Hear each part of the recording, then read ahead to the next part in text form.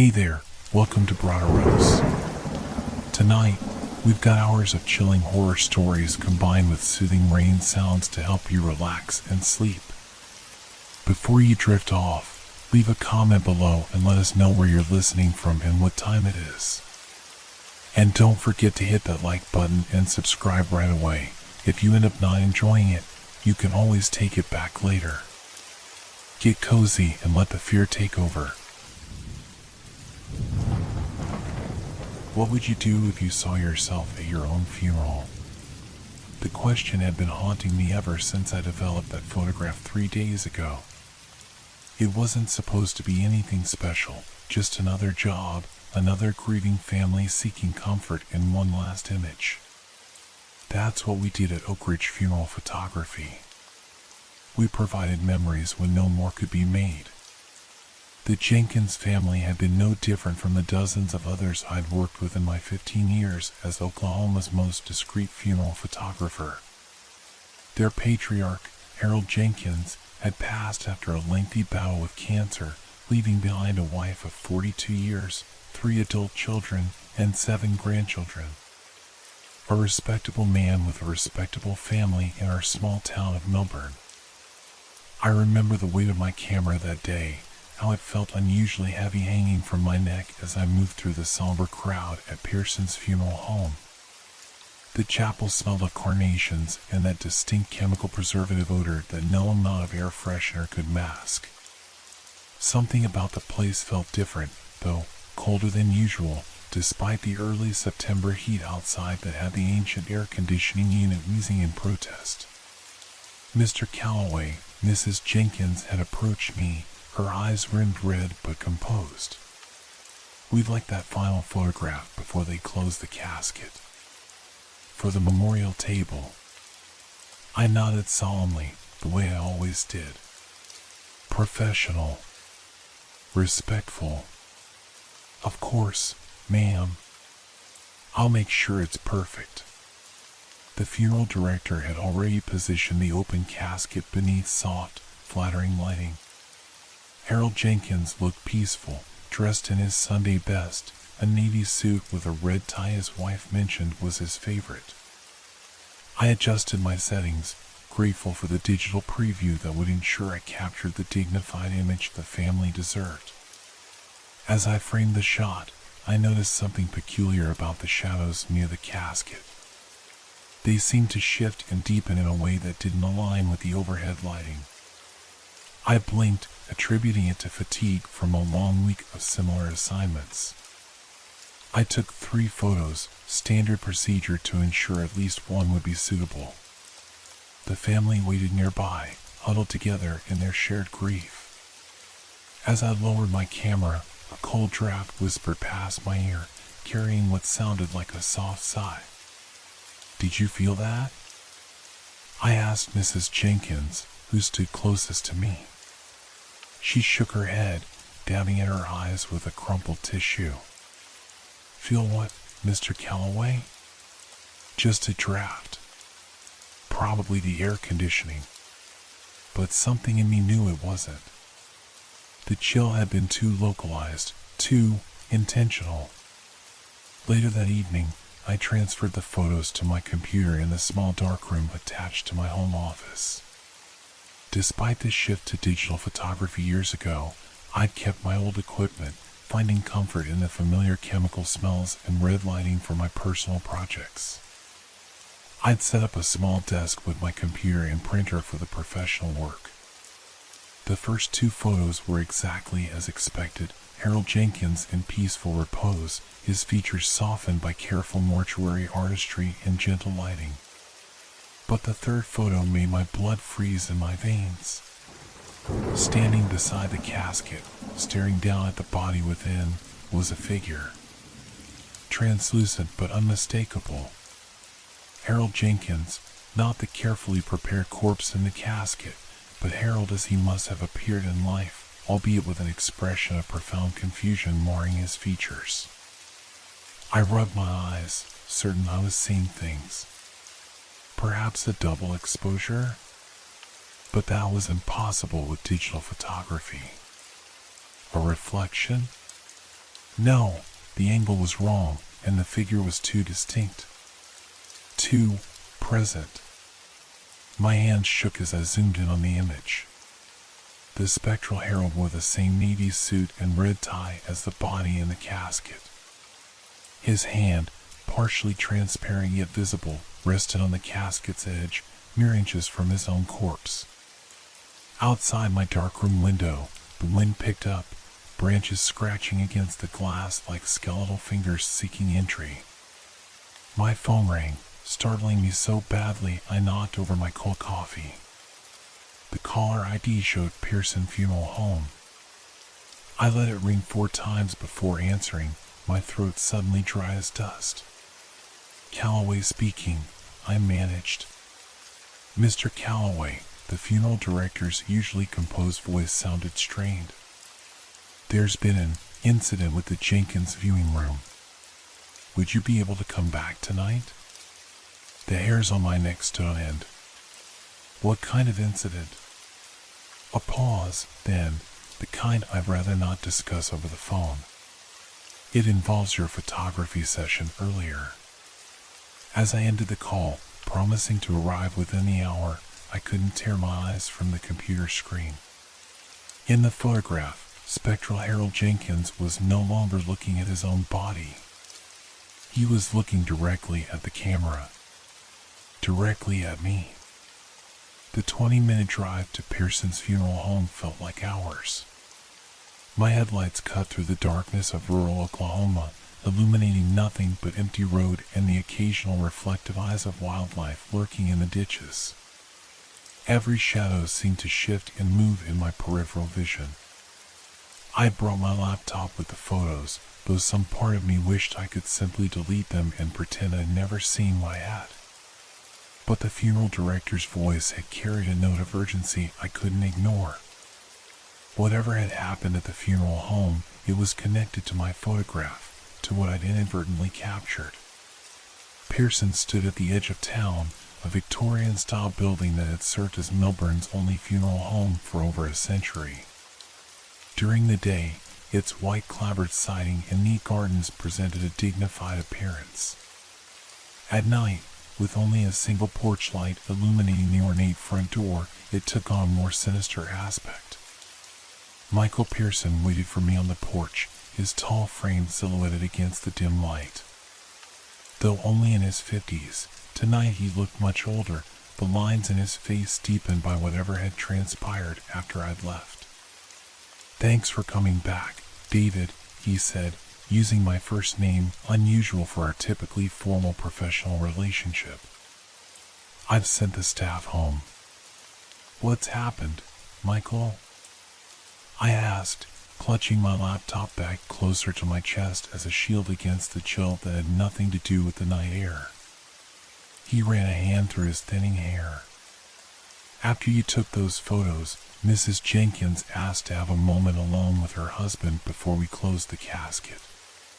When I went back to check on her 10 minutes later, she was hysterical. We stepped inside, the familiar scent of flowers and embalming chemicals now tinged with something else, something acrid, like ozone after a lightning strike. She claimed Harold was standing next to his own body, Michael continued, his voice dropping to a whisper as we moved through the darkened lobby. Said she felt a cold spot, then saw him, clear as day, looking down at himself in the casket. My mouth went dry. That's exactly what's in my photo. Michael stopped walking, turning to face me with an expression caught between fear and professional skepticism. What did you say? I opened my laptop, the screen casting an eerie blue glow over our faces in the dimly lit corridor. The photo loaded, the third one I'd taken. The one with Harold Jenkins standing beside his own casket. Michael's sharp intake of breath confirmed I wasn't losing my mind. Jesus Christ, he whispered. I thought it might be a technical glitch, I said, though I hadn't believed that for a second. Or a reflection. That's no reflection, Michael said firmly. And Mrs. Jenkins couldn't have seen this photo. You hadn't even processed them yet. He led me toward the Jenkins viewing room, his footsteps echoing through the silent building. After Mrs. Jenkins' episode, I had the room cleaned and prepared for tomorrow's service.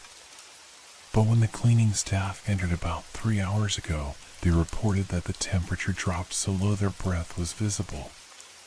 One of them claimed to see a man standing in the corner, watching them. We paused outside the closed viewing room door. From within came a soft, rhythmic tapping sound like fingernails drumming on wood. That started about an hour ago, Michael whispered. No one's in there. I checked.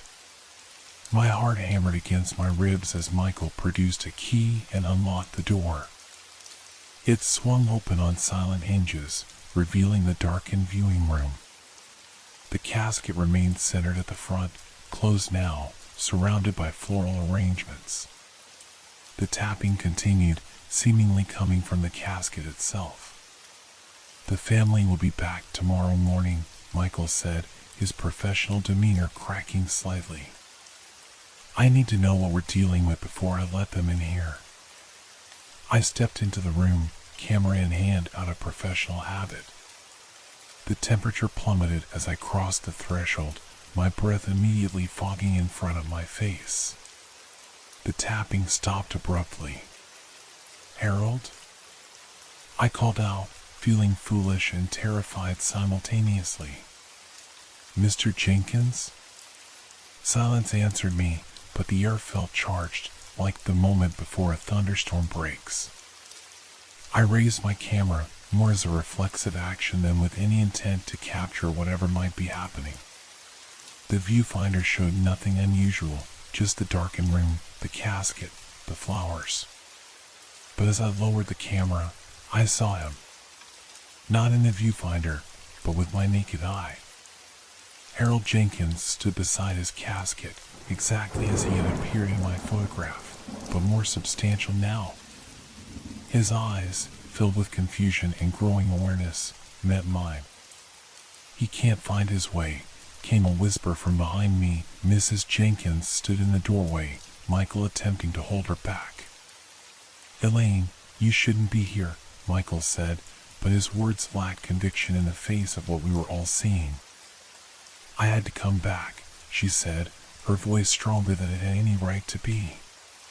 He called me. Said he couldn't leave yet. Harold's spectral form turned toward his wife's voice, his expression softening with recognition. The photograph, Mrs. Jenkins said, stepping fully into the room despite Michael's protests. He's confused because of the photograph. You captured him between worlds, Mr. Calloway. I couldn't speak, couldn't move as Mrs. Jenkins approached her husband's ghost, her hand outstretched. The air around them shimmered like heat waves rising from summer pavement. What do you mean? I finally managed. The old stories, she said, her eyes never leaving Harold's translucent form. My grandmother was Cherokee. She warned about capturing spirits with cameras. Said it could trap them, confuse them about where they belong.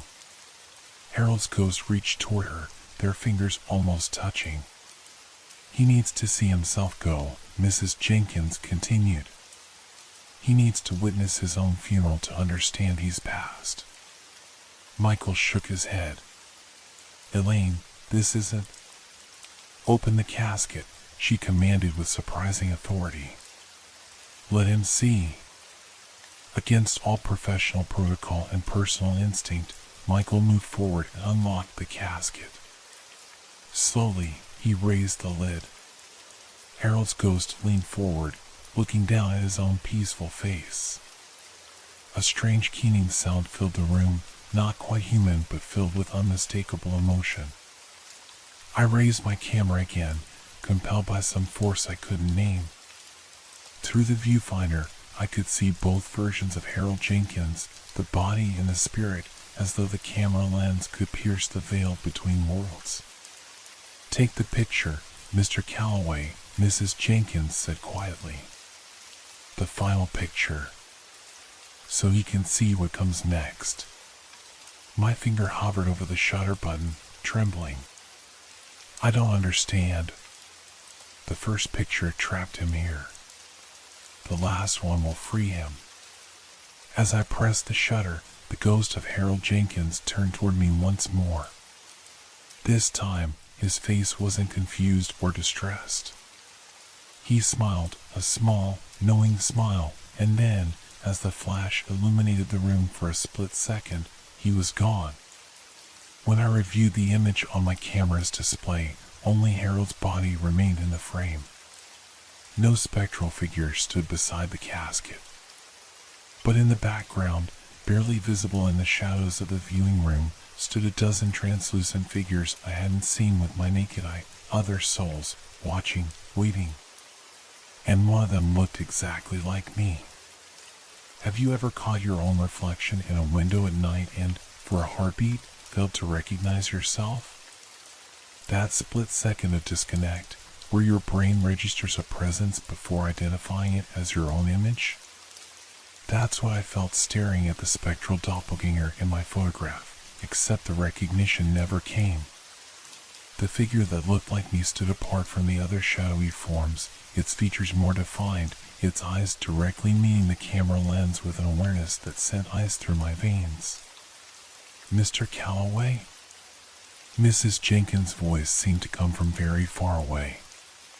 Are you all right? I couldn't answer. My thumb swiped frantically across my camera's display, zooming in on the background figure. The resemblance was uncanny, my height, my build, my receding hairline and wire-rimmed glasses. Yet something about the eyes was wrong. They weren't my eyes. They held a depth of knowing that I had never possessed. I need to go, I stammered, backing toward the door. My elbow knocked against a floral arrangement, sending it crashing to the floor. The sound was thunderous in the quiet room, yet neither Michael nor Mrs. Jenkins flinched. They were staring at me with identical expressions of concern. David, you don't look well, Michael said, taking a step toward me. Let me drive you home. No. The word came out sharper than I intended. No, I'm fine. I need fresh air. I fled the viewing room, stumbling down the corridor toward the exit. The framed photographs of Pearson's funeral home through the decades seemed to watch my retreat, the solemn faces in the images following my panicked flight. Outside, the September night air was thick with humidity, yet I shivered violently as I fumbled with my car keys. The parking lot was empty save for 3 vehicles, my sedan, Michael's luxury SUV, and an unfamiliar older model Buick that must belong to Mrs. Jenkins. As I slid behind the wheel, my headlights automatically illuminated, catching the funeral home's facade in their beam. For an instant, so brief I might have imagined it, I saw a face in one of the upstairs windows. My face. I drove home recklessly, taking the rural roads at speeds that sent my tires skimming over patches of loose gravel. Trees and farmland blurred past my windows, occasionally broken by the distant lights of isolated homesteads. My mind raced faster than my vehicle, cycling through explanations for what I'd seen. Stress. Exhaustion. Perhaps I was having some kind of breakdown after 15 years of photographing the dead and grieving. Maybe the Jenkins case had simply been the tipping point. But deep down, I knew better. What I'd captured in that photograph was real. What we'd witnessed in that viewing room had actually happened. And the figure that looked like me, that wasn't stress or exhaustion. That was something else entirely. I nearly missed the turn to my property, a small 2-acre lot at the edge of town where my modest ranch-style house sat surrounded by oak trees. As I pulled into my gravel driveway, the motion-activated security light failed to illuminate. Darkness enveloped my car as I cut the engine. The walk to my front door felt interminable. Each step through the darkness required conscious effort, as though I were wading through invisible molasses. My key trembled against the lock, scraping metal against metal before finding purchase. Inside, the familiar contours of my living room offered little comfort. I moved through the house mechanically, flipping on lights, checking closets and corners like a child afraid of monsters. When I reached my office, I hesitated at the threshold. My computer monitor glowed with an image I hadn't left open, the third Jenkins photograph, zoomed in on the background figures. On the figure that looked like me. I approached slowly, as if the image might somehow reach out from the screen. In the harsh light of my office, details I hadn't noticed at the funeral home became apparent. The doppelganger wore clothes I recognized, my favorite gray blazer and blue shirt. The same outfit hanging in my closet, the same outfit I planned to wear tomorrow. A notification pinged on my screen, an email from an address I didn't recognize, jenkinssock@mail.com. My cursor hovered over it, trembling with my hand. The timestamp showed it had arrived only 2 minutes ago. I clicked. The message contained no text, only an image attachment. My stomach twisted as I opened it, already knowing somehow what I would see. It was a photograph of me, taken through my office window, sitting at my computer. The timestamp in the corner showed the current date and time, moments ago. But what chilled me to my core wasn't the invasion of privacy or the impossibility of Harold Jenkins sending emails from beyond the grave. It was that the photo showed the back of my head as I worked at my computer, and standing behind me, looking directly at the camera outside the window, was another version of me. This one wore the gray blazer and blue shirt. This one smiled with a terrible knowledge in its eyes. The sound of breaking glass from my kitchen sent me bolting upright. The house had been locked, secured. I was alone. Had been alone. "Hello, David." My own voice, coming from the darkened hallway. But I hadn't spoken. The figure that stepped into my office doorway wore my face, my clothes, my watch. It moved with my gait, adjusted my glasses with the same unconscious gesture I'd used thousands of times. But its eyes, God, its eyes, held an ancient emptiness that made my soul shrivel. "What are you?" I whispered. It smiled, using my lips, my teeth. "I'm you, of course. The you that's about to be." "I don't understand." My back pressed against the edge of my desk, nowhere left to retreat. "Death photographers used to be highly respected. Did you know that?" it said, moving further into the room with casual confidence. In Victorian times, they were considered intermediaries between worlds. Their cameras captured not just the deceased, but the moment of transition. It picked up a framed photo from my shelf, me with my parents before their accident 10 years ago. Studied it with a curious detachment. "Some cultures believe a photograph steals part of the soul," it continued. "They're not entirely wrong. The camera doesn't steal it, it reveals what's already there. Or what's about to be there." I found my voice again, thin and reedy with fear. "You're saying I'm dead? That I'm going to die?" The thing wearing my face laughed, my laugh, but distorted, like a recording played at slightly the wrong speed. "No, David. Not yet. I'm saying you've been capturing transitions all these years without realizing it. Harold Jenkins wasn't confused about being dead. He was confused about being caught between states of existence by someone who was also between states." It set the photo down and stepped closer. I could smell my own aftershave on it, see the small scar on my chin from a childhood bicycle accident. "Someone like you, David. Someone who doesn't quite belong to either world anymore." You spent so long photographing the threshold that you've become part of it. Neither living nor dead, but something in between. My throat constricted. That's impossible. Is it? Haven't you felt it? The growing disconnection from the living? The strange affinity for the deceased? The way you sometimes know things about the dead that nobody told you? It tilted its head, studying me like a curious specimen. Why do you think you're the most requested funeral photographer in 3 counties?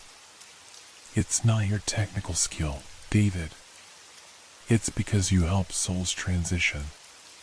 You've been doing it for years without realizing. My mind reeled, grasping for rational explanations and finding none. Yet something deep within me recognized truth in its words, explaining the odd comfort I'd always found in my morbid profession, the peace I felt in the presence of the recently deceased. What do you want from me? I managed to complete the transition. It extended a hand, my hand, toward me. Harold Jenkins wasn't the one trapped, David. You are. Caught between worlds because you never acknowledged what you've become. I'm here to help you step fully into your role. As what? A ghost? As a psychopomp. A guide for the transitioning dead. Its smile widened. Don't look so frightened. You've been doing the job for years. I'm just helping you embrace it consciously. Behind it, in the darkness of the hallway, shapes began to form, translucent figures with hopeful, expectant faces. Faces I recognized from years of funeral photographs. Souls I had unknowingly helped to transition. They're waiting for you, David, my doppelganger said softly. They need you.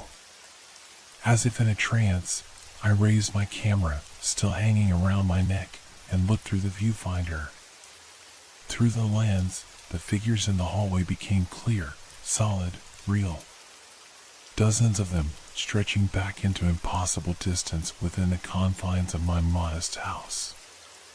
And as I pressed the shutter button, I felt something fundamental shift within me, like a dislocated joint finally sliding back into place.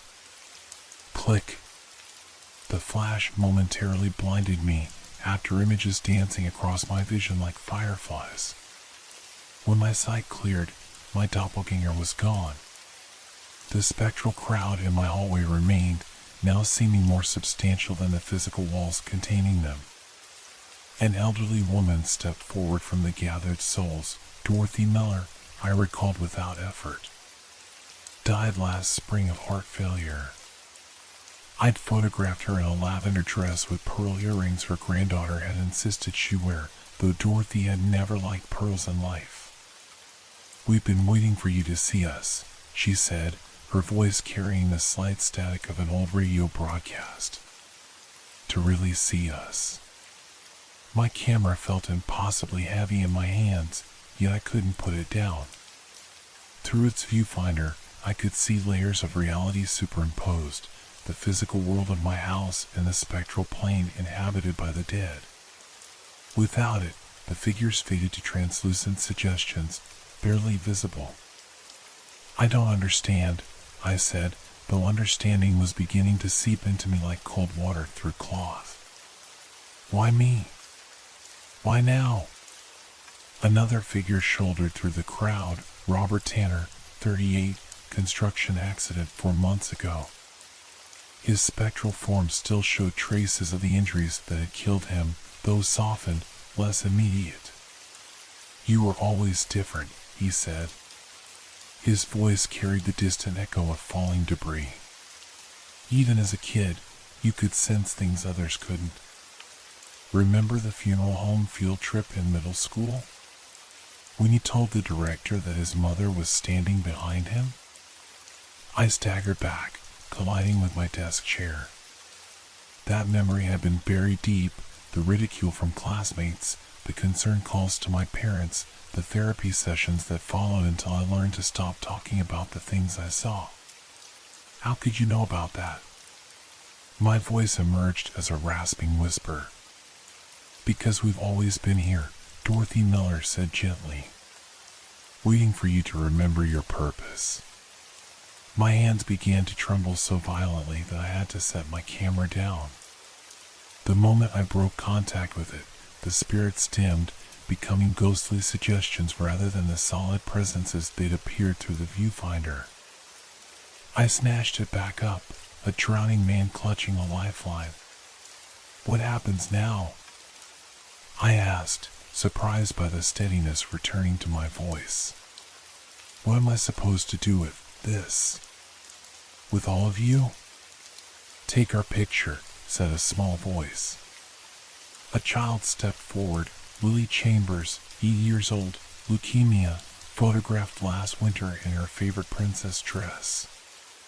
The last picture sets us free. Like Harold Jenkins, I whispered. The crowd of spirits nodded as one, an undulating wave of agreement. But he was just one soul, I protested, gesturing at the dozens packed into my hallway, with more visible beyond, stretching out of sight. I can't photograph all of you individually. You won't have to, came a familiar voice. Harold Jenkins emerged from the crowd, more defined than the others, his recent transition making him stronger somehow. The camera is just a tool. Your recognition is what matters. You need to accept what you are. And what exactly am I? The question emerged sharper than intended. A ferryman, Harold said simply. A guide. The camera is your lantern on the shore, showing souls where to cross. My mind reeled, trying to process the impossible reality confronting me. Yet beneath the disbelief and fear, something else stirred, recognition. Deep in my bones, in some cellular memory that predated conscious thought, I knew they spoke the truth. Hadn't I always felt most at peace in the presence of the recently deceased? Hadn't I always been able to capture something in my funeral photographs that other photographers couldn't, that indefinable quality that brought comfort to grieving families? If I accept this, I said slowly, what happens to me? To my life? Nothing changes, Dorothy Miller said, except that you'll do consciously what you've been doing unconsciously for years. You'll continue to photograph the dead, but you'll know why your services bring such comfort. And you'll see us, added Robert Tanner. All of us. Not just glimpses or feelings, but clear as day. Will I die? The question felt childish even as I asked it. Harold Jenkins laughed, a warm sound devoid of mockery. We're all dying, David. But no, accepting your role won't hasten your physical death. You'll live your normal lifespan. You're just acknowledging the part of you that already exists between worlds. I raised my camera again, looking through the viewfinder at the assembled souls. They appeared so solid, so present, individuals with distinct expressions and postures, not the frightening specters of horror stories. These were simply people, caught between one state of existence and the next. People I could help. What do I need to do? I asked. Take our picture, Lily Chambers repeated, her small face solemn. The penultimate photo captures the soul in transition. The final photo releases it. I framed the shot carefully, making sure to include every spirit visible in my hallway. My finger hesitated over the shutter button, the weight of the moment pressing down upon me. Will I see you again? I asked, surprising myself with the question. Some of us, Harold said. Those who need additional guidance. Others will move on completely.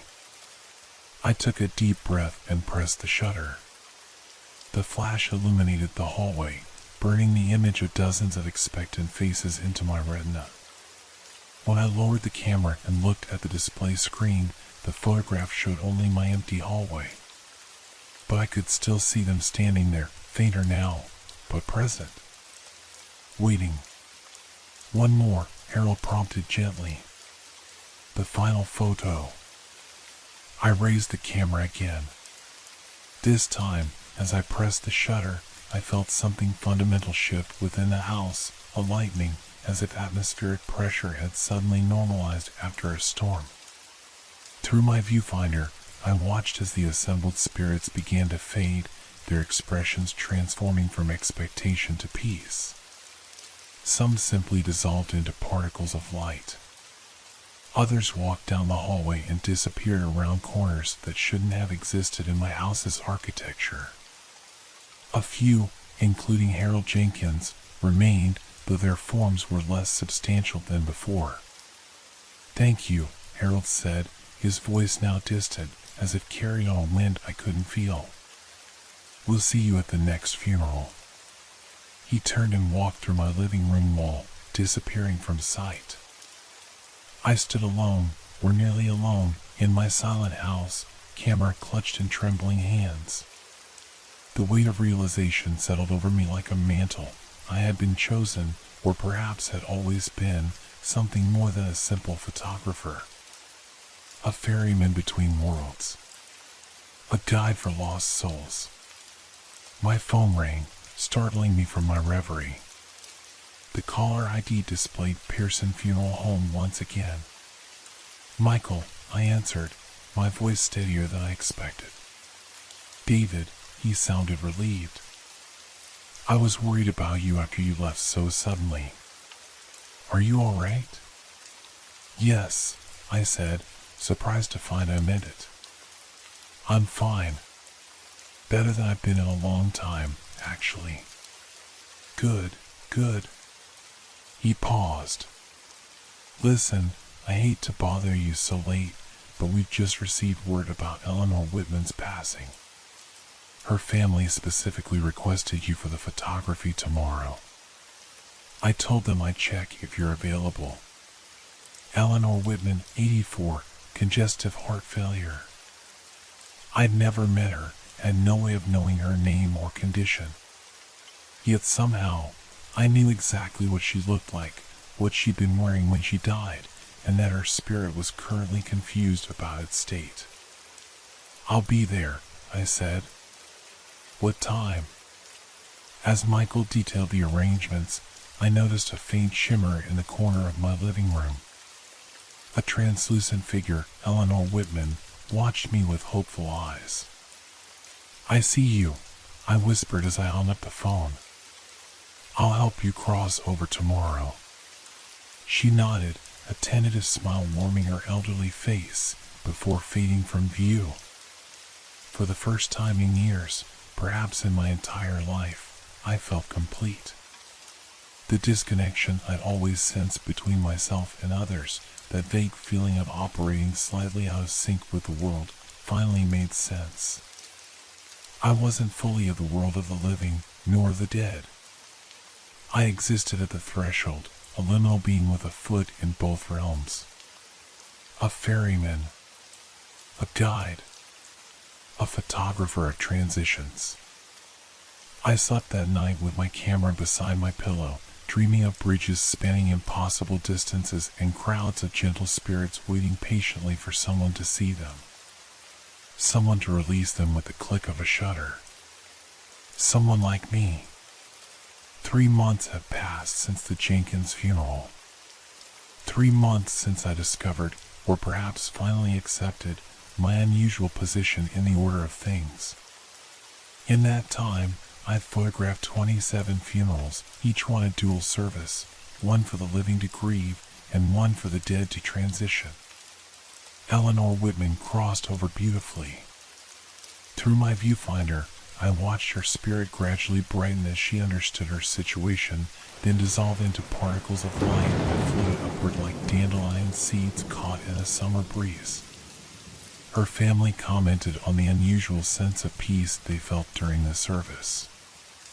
I simply smiled and said the lighting had been particularly good that day. Not all transitions have been so smooth. Thomas Reed, a a 52-year-old banker who died suddenly of an aneurysm, resisted fiercely. His spirit railed against the casket, screaming about unfinished business, about accounts that needed balancing, about promises unfulfilled. It took 3 separate photography sessions before he finally accepted his state and moved on, leaving behind the faintest scent of expensive cologne and regret. I've learned to recognize the signs now, the subtle shifts in temperature that indicate a spirit's emotional state, the slight distortions in light that betray their presence even before I raise my camera. I've learned to speak to them quietly while pretending to adjust my equipment, offering reassurance that the living cannot hear. Michael Pearson has noticed the change in me. "Your photographs have a different quality lately," he remarked last week as we reviewed images from the Marshal Service. "There's something transcendent about them. If only you knew the half of it." My doppelganger, my true self, as I've come to understand it, appears occasionally in reflective surfaces, watching with patient eyes as I grow more comfortable with my role. We're becoming more integrated as I accept this liminal existence. Soon, I suspect, there will be no distinction between us. I will simply be what I always was meant to be. The spirits of those I've helped sometimes return, usually briefly. Dorothy Miller visits often, claiming she enjoys watching me work. I think she's simply lonely, having left behind a large family who rarely visited in her final years. Lily Chambers appears in my garden sometimes, chasing spectral butterflies that only she and I can see. Harold Jenkins returns periodically to check on my progress, like a teacher monitoring a promising student. I've made changes to my business practices. I now insist on 2 private moments with the deceased, one before the funeral to take what the families believe is a preliminary photograph, and one after to capture the final image. In truth, the first photo is what Lily called the penultimate photo, the one that captures the soul in transition. The second releases them to whatever lies beyond. My reputation has grown. Families from neighboring counties request my services, willing to pay premium rates and wait for my availability. They don't understand why my photographs bring such comfort, why grieving relatives often report feeling a sense of completion after viewing my images. They simply know that they do. I understand now why I was drawn to funeral photography 15 years ago, after my parents' accident. I wasn't just processing my grief through proximity to death, as my therapist suggested. I was unconsciously seeking my purpose, drawn to the threshold where I naturally belonged. Tonight, I sit in my darkroom, reviewing images from today's service. Patricia Lane, 67, breast cancer. Her transition was peaceful, her spirit ready after months of suffering. In the penultimate photo, her spectral form stands beside her casket with a serene smile, already looking towards something I cannot see. In the final image, only the casket remains, surrounded by white lilies, her favorite flower, though no one had mentioned this to me. As I examine the photographs, a chill passes through my office. The familiar drop in temperature that signals I am no longer alone. "You've gotten good at this," says a voice I don't recognize. I turn to find an elderly man standing in my doorway. His form is more substantial than most spirits I encounter, almost solid enough to cast a shadow. He wears an outdated suit, the style popular perhaps 50 years ago, and holds an ancient box camera in gnarled hands. "Who are you?" I ask, though something in me already knows. "Vincent Mallory," he says, inclining his head slightly. "I held your position before you." My breath catches. "You were a funeral photographer?" He chuckles, the sound like rustling autumn leaves. "I was what you are. A ferryman. A guide. From 1924 until my death in 1978. You've been waiting all this time? The thought is unsettling. No, no. Vincent waves a dismissive hand. I crossed over long ago. But those of us who serve as guides can sometimes return, especially when a new guide is coming fully into their power. He studies me with keen eyes. And you, David Calloway, are doing exactly that. He moves further into my office, examining my equipment with professional interest. His fingers pass through my modern digital camera, unable to make contact with the physical world. It was all glass plates and chemical baths in my day, he says with a note of nostalgia. Much harder to capture the transition. Your digital technology makes it almost too easy. Why are you here? I ask, though not unkindly. To check on me? Vincent sets his spectral camera down on my desk. Partly, but also to warn you. There are responsibilities that come with your position, rules to be observed. No one's mentioned any rules. I think of Harold Jenkins, of Dorothy Miller, and all the others who've visited. None had spoken of restrictions or guidelines. They wouldn't know, Vincent says, settling into a chair that creaks despite his insubstantial form. Only another guide can explain the full scope of your duty. He leans forward, his eyes holding mine with an intensity that makes my skin prickle. First, you must never interfere with the natural order of transition. You capture, you release. You do not decide who crosses or when. I nod slowly. That much seems obvious. Second, he continues, you must never use your ability to communicate with the dead for personal gain or to alter events in the physical world. Again, sensible enough. Third, and this is crucial, David, you must maintain balance between the worlds. For every soul you help transition, another must be confirmed in its desire to remain among the living. This gives me pause. What do you mean? Vincent's expression grows grave. Death is seductive to some. The peace it offers, the release from suffering. There are those among the living who stand at the threshold, much as we do, uncertain which way to turn.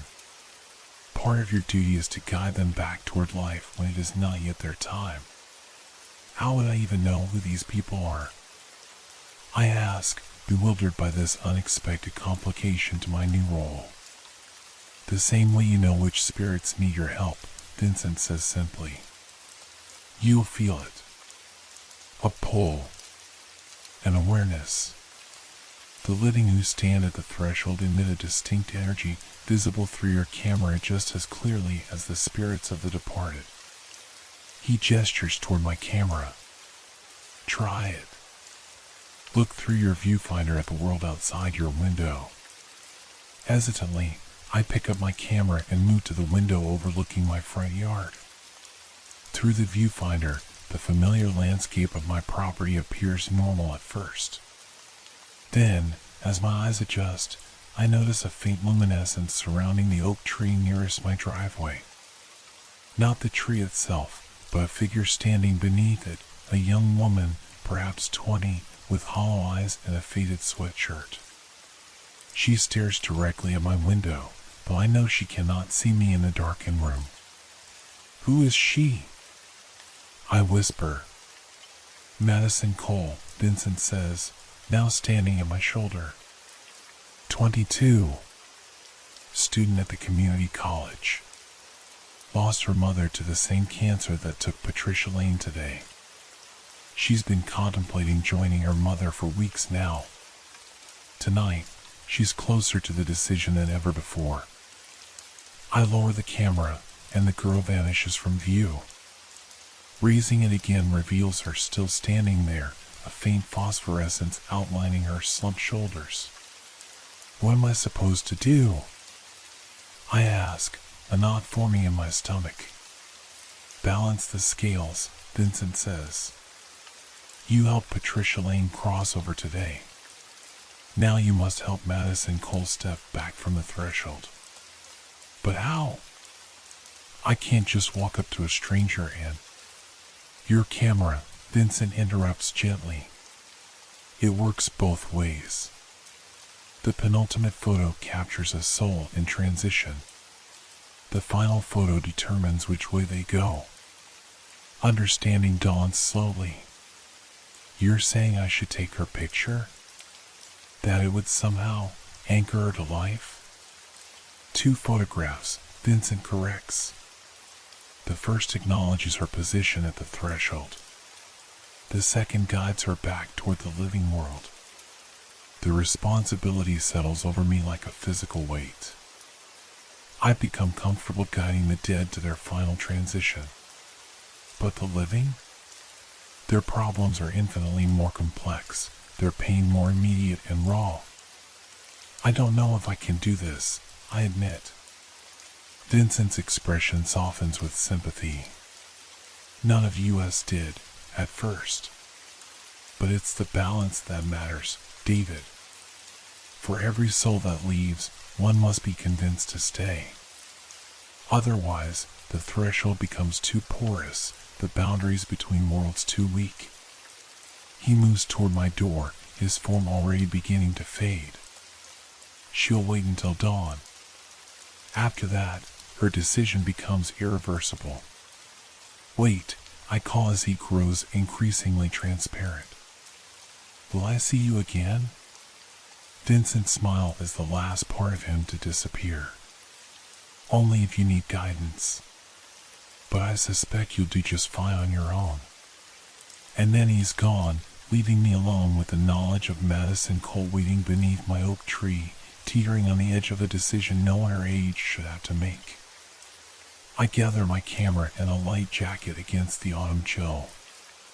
As I step onto my porch, I see her clearly now even without my viewfinder, the proximity to my liminal space making her visible to my increasingly attuned senses. She looks up at the sound of my door closing, startled from whatever dark thoughts occupied her mind. Sorry, I call softly, descending the steps. I didn't mean to frighten you. You didn't, she lies, her voice flat with exhaustion. I was just walking. At 3 in the morning? I keep my tone conversational, non-threatening. She shrugs, the gesture speaking volumes about her state of mind. Couldn't sleep. As I draw closer, I notice the photograph clutched in her hand, an older woman with Madison's eyes and smile, clearly the mother she recently lost. I'm David, I say, stopping a respectful distance away. I'm a photographer. Her eyes flick to the camera around my neck, then back to my face with faint suspicion. Kind of late for taking pictures, isn't it? Not for what I photograph. The truth emerges before I can consider its wisdom. I specialize in transitions. Moments when people stand between one state and another. Something in my words resonates with her. Her posture shifts slightly, defensive wariness giving way to reluctant curiosity. Like what? Weddings? The question attempts sarcasm but falls short, landing somewhere closer to genuine interest. Sometimes, I lie. But also thresholds of all kinds. Moments of decision. Crossroads. I gesture to the camera. Would you let me take your picture? Here, beneath this tree, at this hour? It would capture something important. Madison studies me for a long moment, perhaps trying to determine if I'm dangerous or merely eccentric. Finally, she gives a small nod. Why not, she says, with the reckless abandon of someone who believes they have nothing left to lose. It's not like it matters. It matters, I say quietly, raising my camera. More than you know. Through the viewfinder, Madison Cole's form is haloed by the same ethereal light I've come to associate with souls in transition. She stands exactly on the threshold, not yet committed to death, but no longer fully invested in life. The penultimate photo acknowledges her position. As the shutter clicks, I feel the familiar shift in the atmosphere, the momentary thinning of the veil between worlds. Madison gasps softly. What was that? I felt something. The recognition of where you stand, I say, lowering the camera slightly. At a crossroads. Her eyes widen. Who are you? Really? Someone who knows about thresholds. I hold her gaze. Someone who knows you're trying to decide whether to join your mother or stay here. Tears fill her eyes, but don't fall. You can't possibly.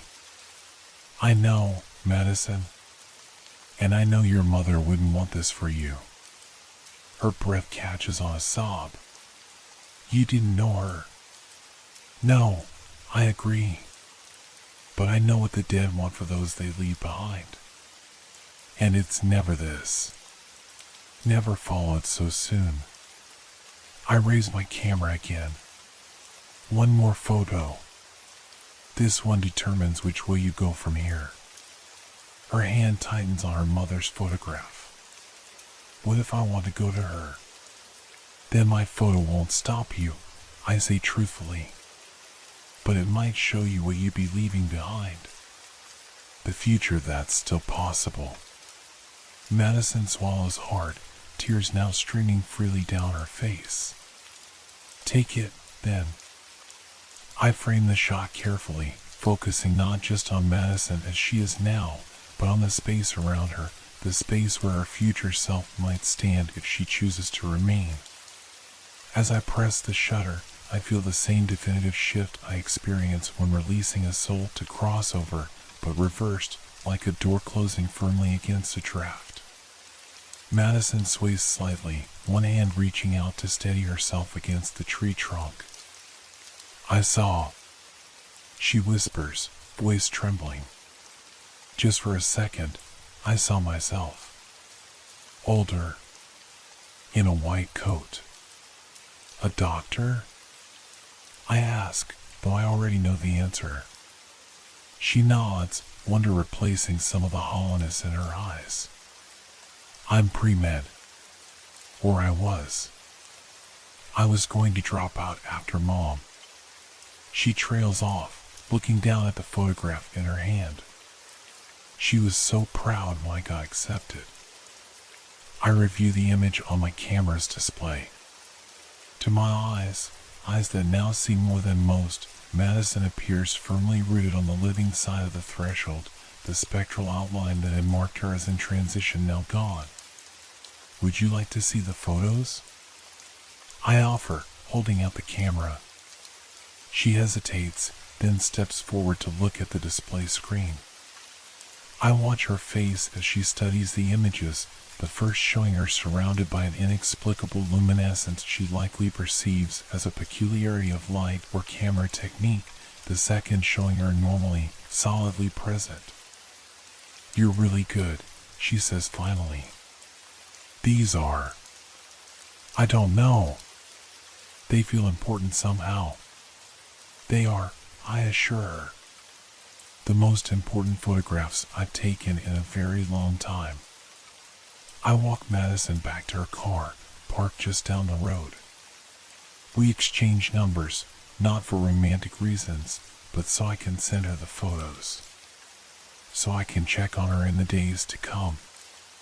So I can ensure the balance I've helped restore remains stable. As she drives away, I sense rather than see Vince and Mallory standing beside me, a fleeting presence offering silent approval. One departs, one remains, I murmur to the pre-dawn darkness. Balance maintained. The weight of my new responsibility settles over me, not just guiding the dead to their next existence, but guiding the living back from the brink when necessary. A ferryman working both shores of the river, ensuring traffic flows as it should in both directions. I returned to my darkroom to prepare for tomorrow's funeral. Walter Green, 89, natural causes. His spirit has already visited me, confused but not resistant. He'll transition easily. And afterward, my camera and I will seek out someone else standing at the threshold, someone whose journey needs to continue on this side of the veil. The penultimate photo captures the soul in transition. The final photo determines which way it goes. Through my viewfinder, I am learning to see both worlds clearly, and my place between them has never felt more right.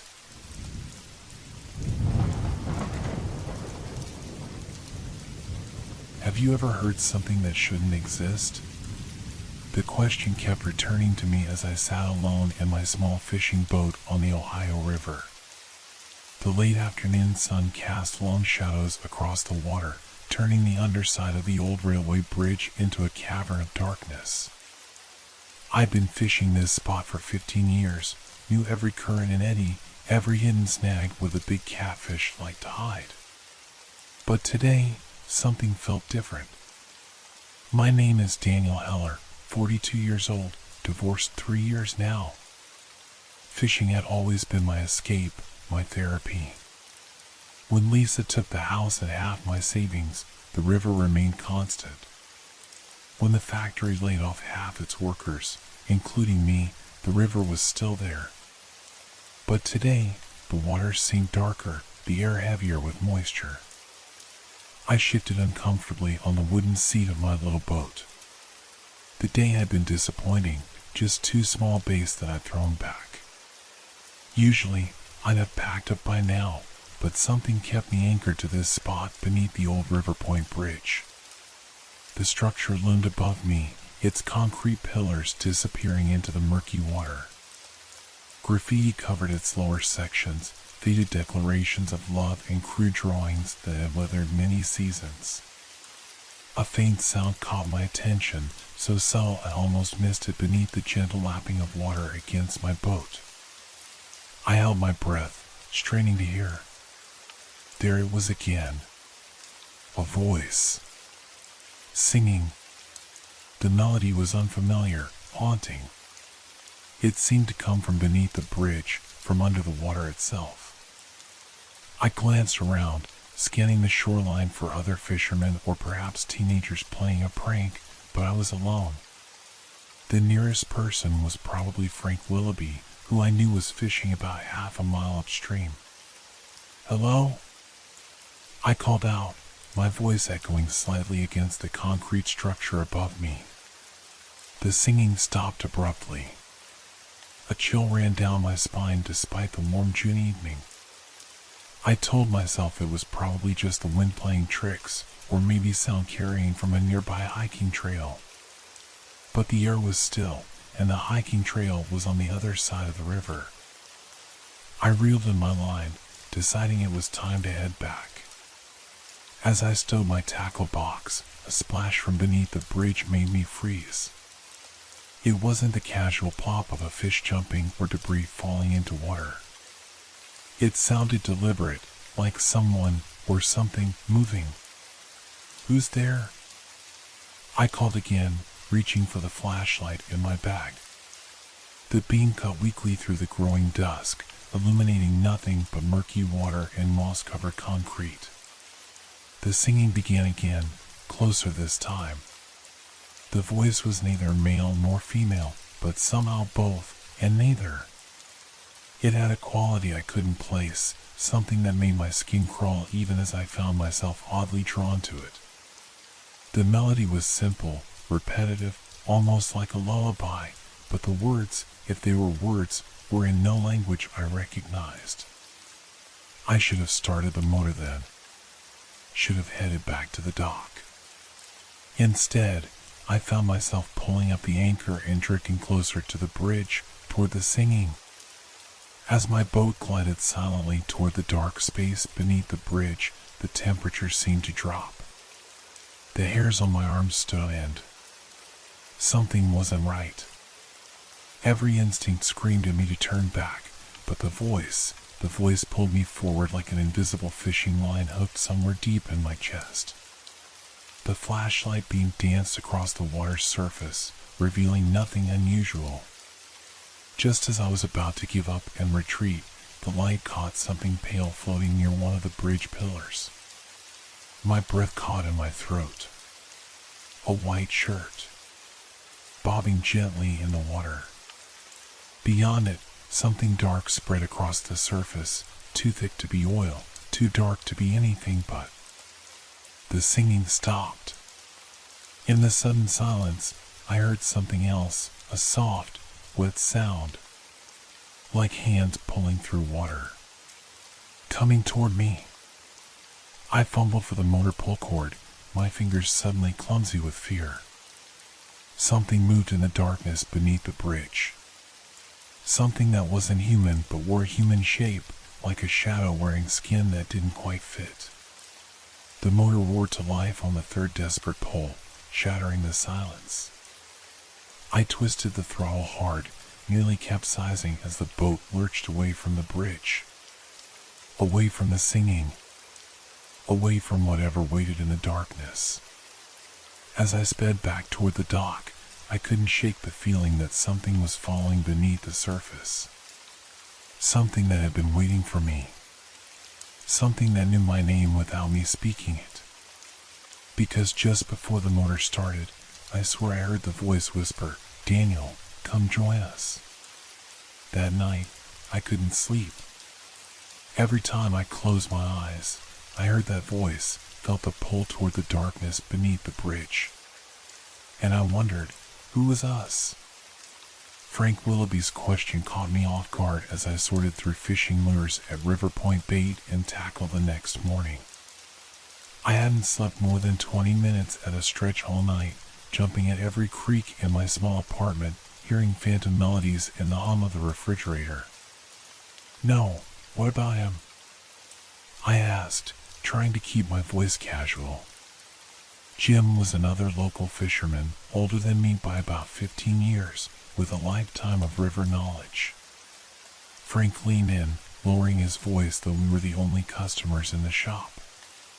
"Missing since Wednesday. Left his truck at the south dock. Boat was found drifting empty near the River Point Bridge yesterday morning."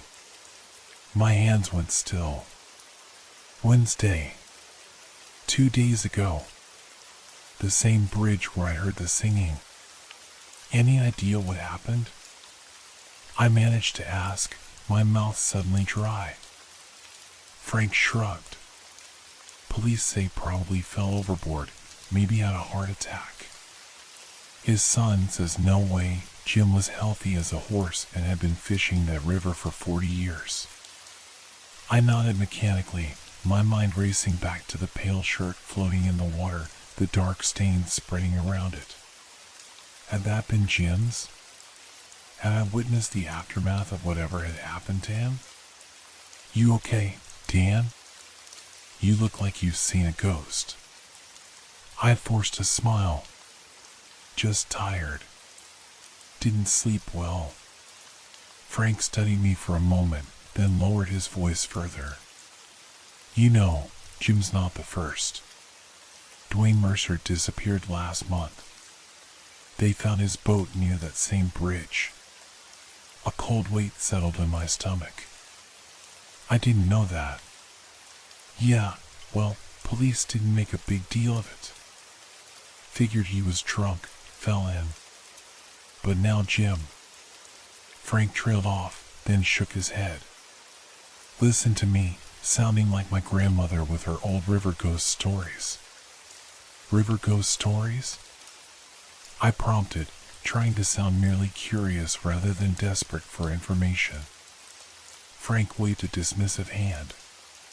"Old nonsense. My grandmother used to say the river has a voice that calls to the lonely, lures them in. Called it the River Point Siren. Said if you hear singing from under that bridge, you're marked." He forced a laugh. "Bunch of superstitious garbage." I paid for my supplies and left quickly, my mind whirling. Back in my truck, I pulled out my phone and began searching for information about disappearances near the River Point Bridge. What I found made my blood run cold. Over the past 50 years, at least 23 people had disappeared in that stretch of river. Most were lone fishermen, a few were teenagers who'd been swimming. In almost every case, their boats or belongings were found near the bridge. Official explanations ranged from drowning to alcohol-related accidents, but the pattern was undeniable. I drove to the local library, a small brick building that hadn't been updated since the 90s. The elderly librarian, Mrs. Hendricks, looked surprised when I asked about local folklore related to the river. "School project?" she asked, adjusting her glasses. "Personal interest," I replied, forcing a smile. "I fish out by the River Point Bridge a lot." Something flickered across her face, concern, maybe fear. "Wait here," she said, disappearing into the back room. She returned with a worn leather-bound book, its pages yellowed with age. "This isn't in the general collection," she explained, her voice hushed. "Local history, hand-compiled by Theodore Krantz in 1938. The book contained accounts of the river's history, including a section titled The Singer Below. My hands trembled as I read. First reported by settlers in 1791, the phenomenon of singing beneath the water has been documented at the bend now crossed by River Point Bridge. Native Shawnee warned against fishing alone in this area, speaking of a water spirit that mimics human voices to lure victims. Those who hear the singing are said to be chosen and will be called back to the water repeatedly until they answer the final summons. Further entries detailed disappearances dating back 2 centuries. Some bodies were recovered downstream, always missing specific parts: eyes, tongue, ears, the organs of perception. Many were never found.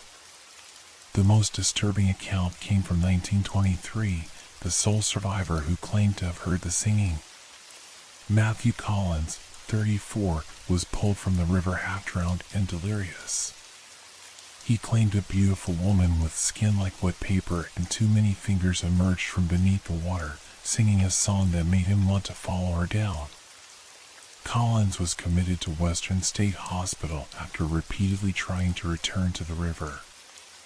He was found dead in his cell 3 weeks later, drowned in his wash basin, though it contained less than 4 inches of water. I photographed every relevant page with shaking hands, thanked Mrs. Hendricks, and hurried out. In my truck, I sat paralyzed, staring at nothing. The singing I heard wasn't a prank or my imagination. It was something that had been happening for centuries, something that had claimed dozens, maybe hundreds of lives. And now it was calling to me. As if summoned by my thoughts, I became aware of a faint melody playing at the edge of my hearing. I frantically checked my phone, the radio, both were off. The sound wasn't coming from outside. It was inside my head, a distant echo of what I'd heard beneath the bridge. My pulse raced as I started the truck and drove home, gripping the steering wheel so tightly my knuckles turned white. Inside my apartment, I locked the door, drew the blinds, and played loud music to drown out the phantom melody that seemed to be growing stronger by the hour. Night fell. The singing in my head continued, clearer now. I could almost make out words, almost understand what it wanted from me. Sleep was impossible. Every shadow in my apartment seemed to move, to reach for me with too many fingers. Around 3 in the morning, I found myself standing fully dressed by the door, car keys in hand, with no memory of getting up from the couch. The singing was so loud now, so clear, so beautiful. It promised answers. It promised an end to loneliness. I dropped the keys as if they burned me. "No," I whispered to the empty apartment. "No, I won't go." But even as I backed away from the door, I knew it was only a temporary resistance. The river had chosen me. Sooner or later, I would answer its call. I just hoped I could find a way to survive what waited for me beneath the bridge. 3 days passed. 3 days of the melody growing louder in my head, of fighting the constant urge to return to the river. I called in sick to my new warehouse job.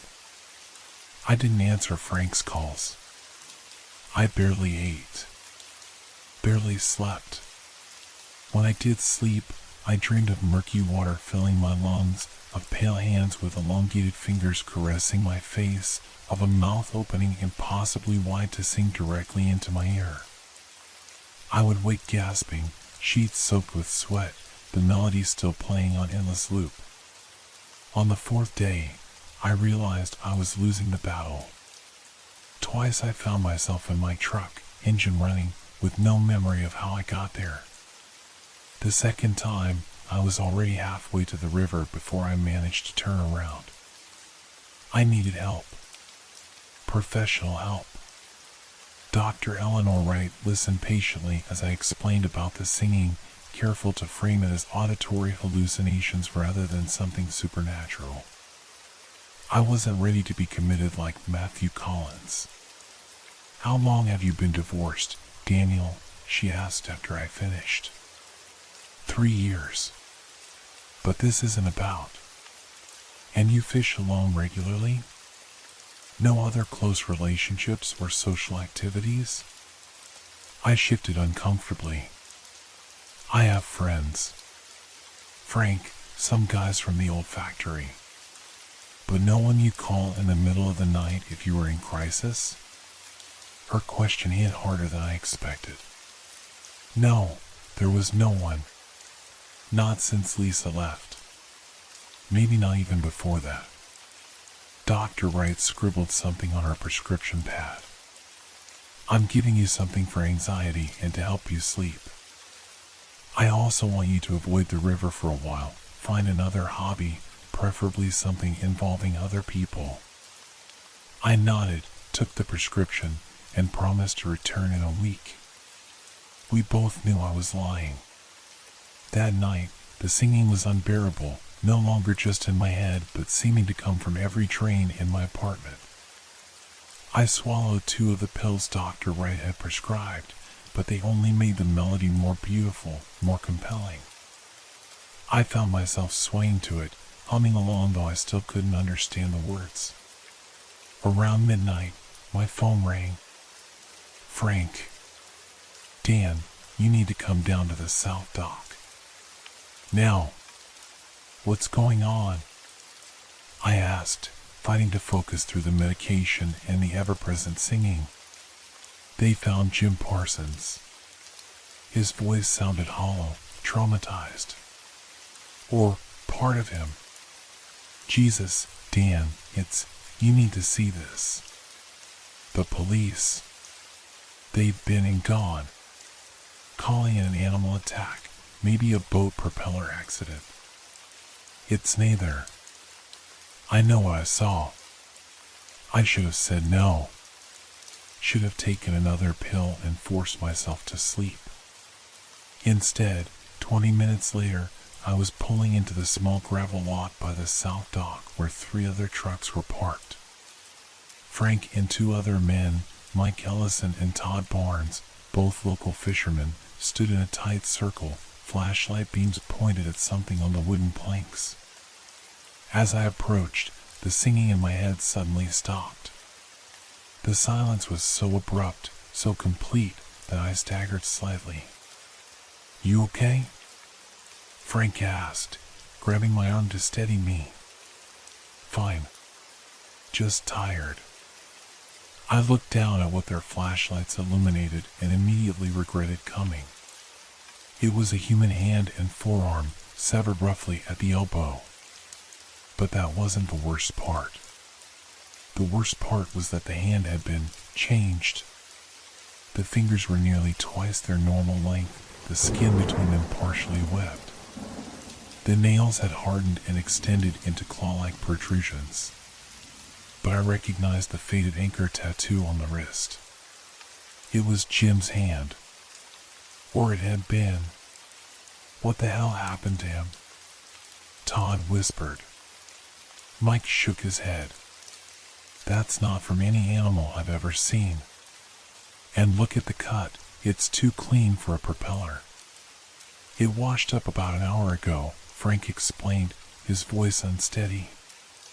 Along with this, he held up a plastic evidence bag containing a small object that glinted in the flashlight beam. A pocket watch.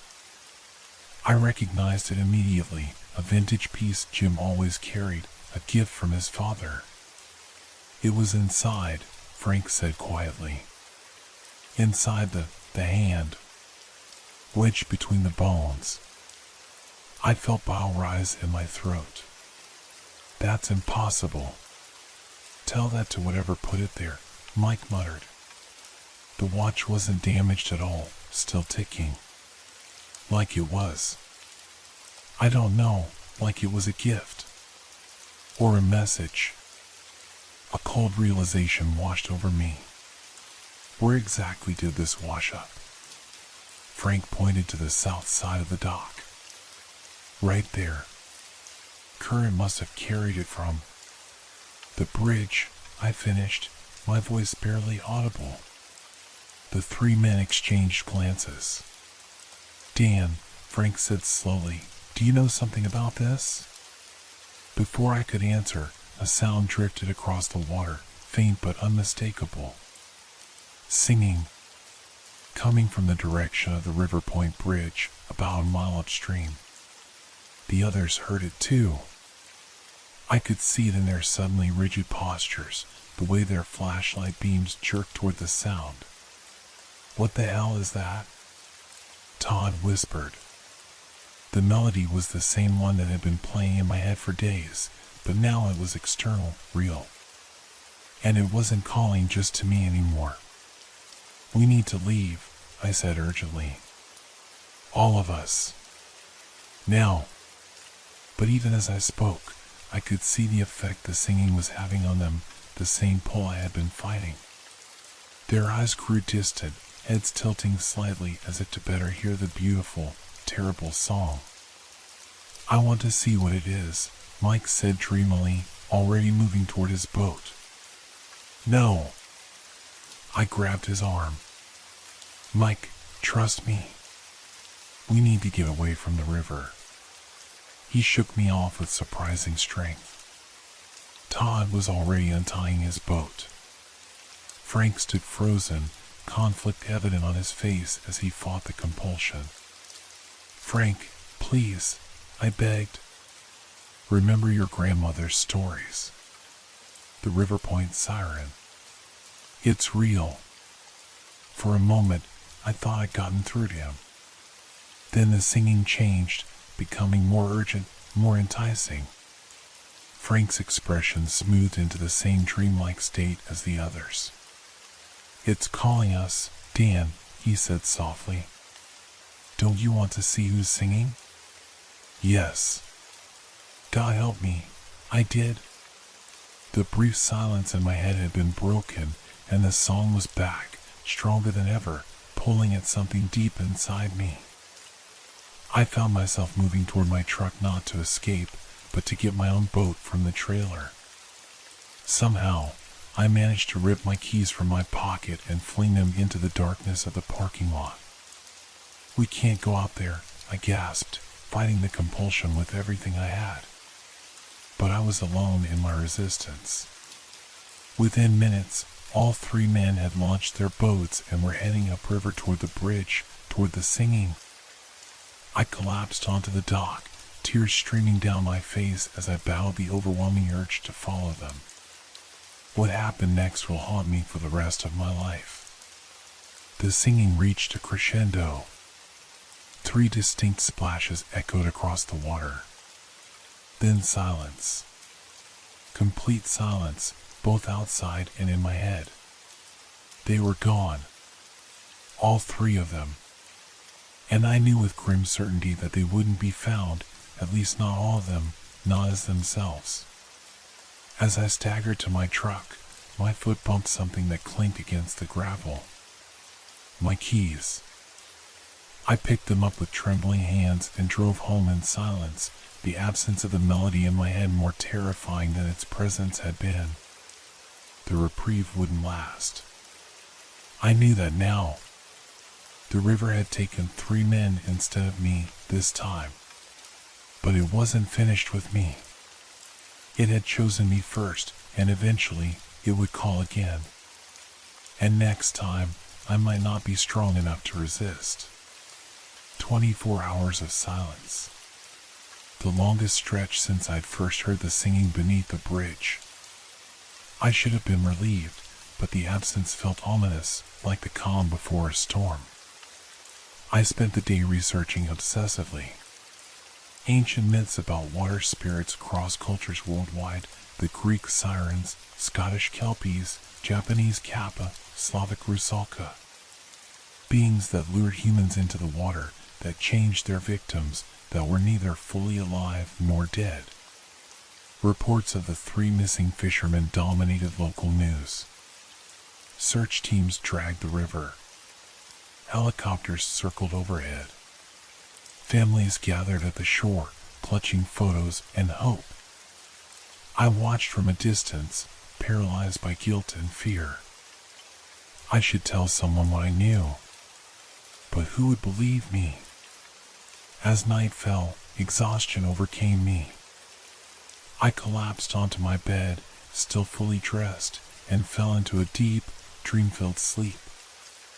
I stood at the edge of the river at night, moonlight turning the surface into rippling silver. The River Point Bridge loomed ahead, its silhouette stark against the night sky. I wasn't alone. A woman stood at the water's edge, Lisa, my ex-wife. But as she turned, her face shifted, became something else. Her eyes too large, her smile extending too far across her face. Her skin had a translucent quality, like wax paper held up to light. "You've kept me waiting, Daniel," she said, her voice overlapping with other voices, creating the haunting melody I'd come to dread.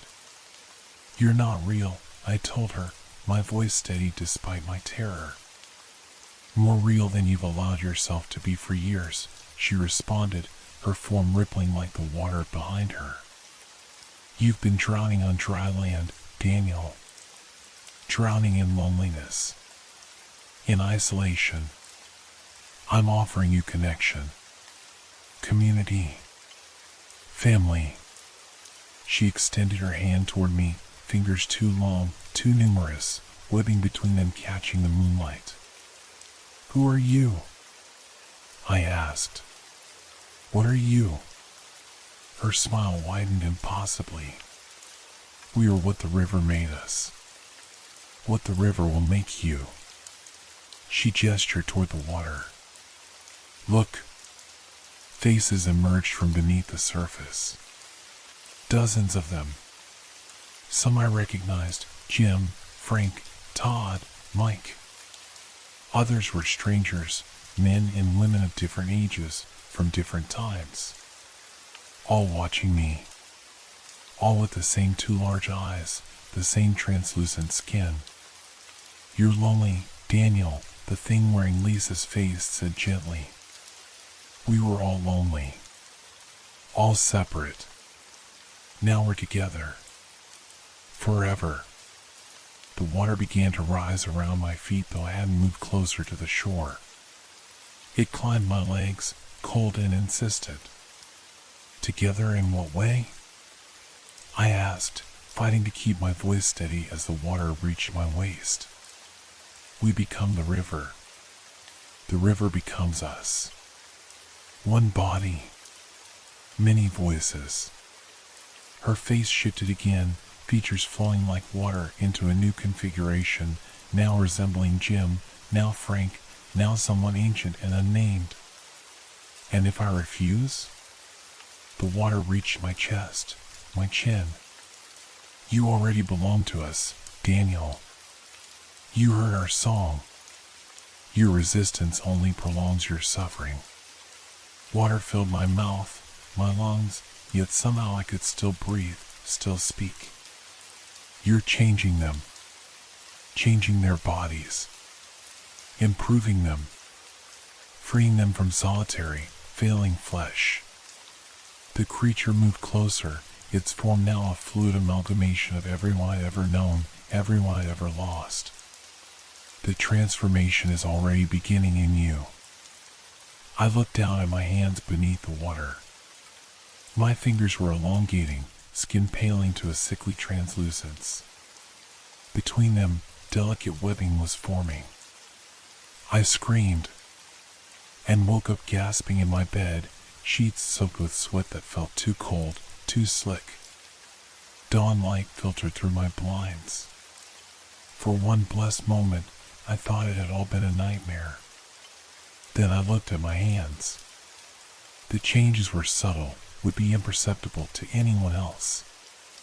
But I could see it, the fingers slightly longer than before, the beginnings of translucence in my nail beds, the faintest suggestion of webbing between my thumb and forefinger. The transformation had begun, dream or no dream. I stumbled to the bathroom and vomited until there was nothing left. When I straightened, the face in the mirror was both mine and not mine. My eyes seemed larger, the whites taking on a faintly bluish tint. My skin had a waxy sheen. And in my head, the singing began again. Not the wordless melody from before. This time I could understand the lyrics, an invitation, a welcome, a promise of belonging, of never being alone again.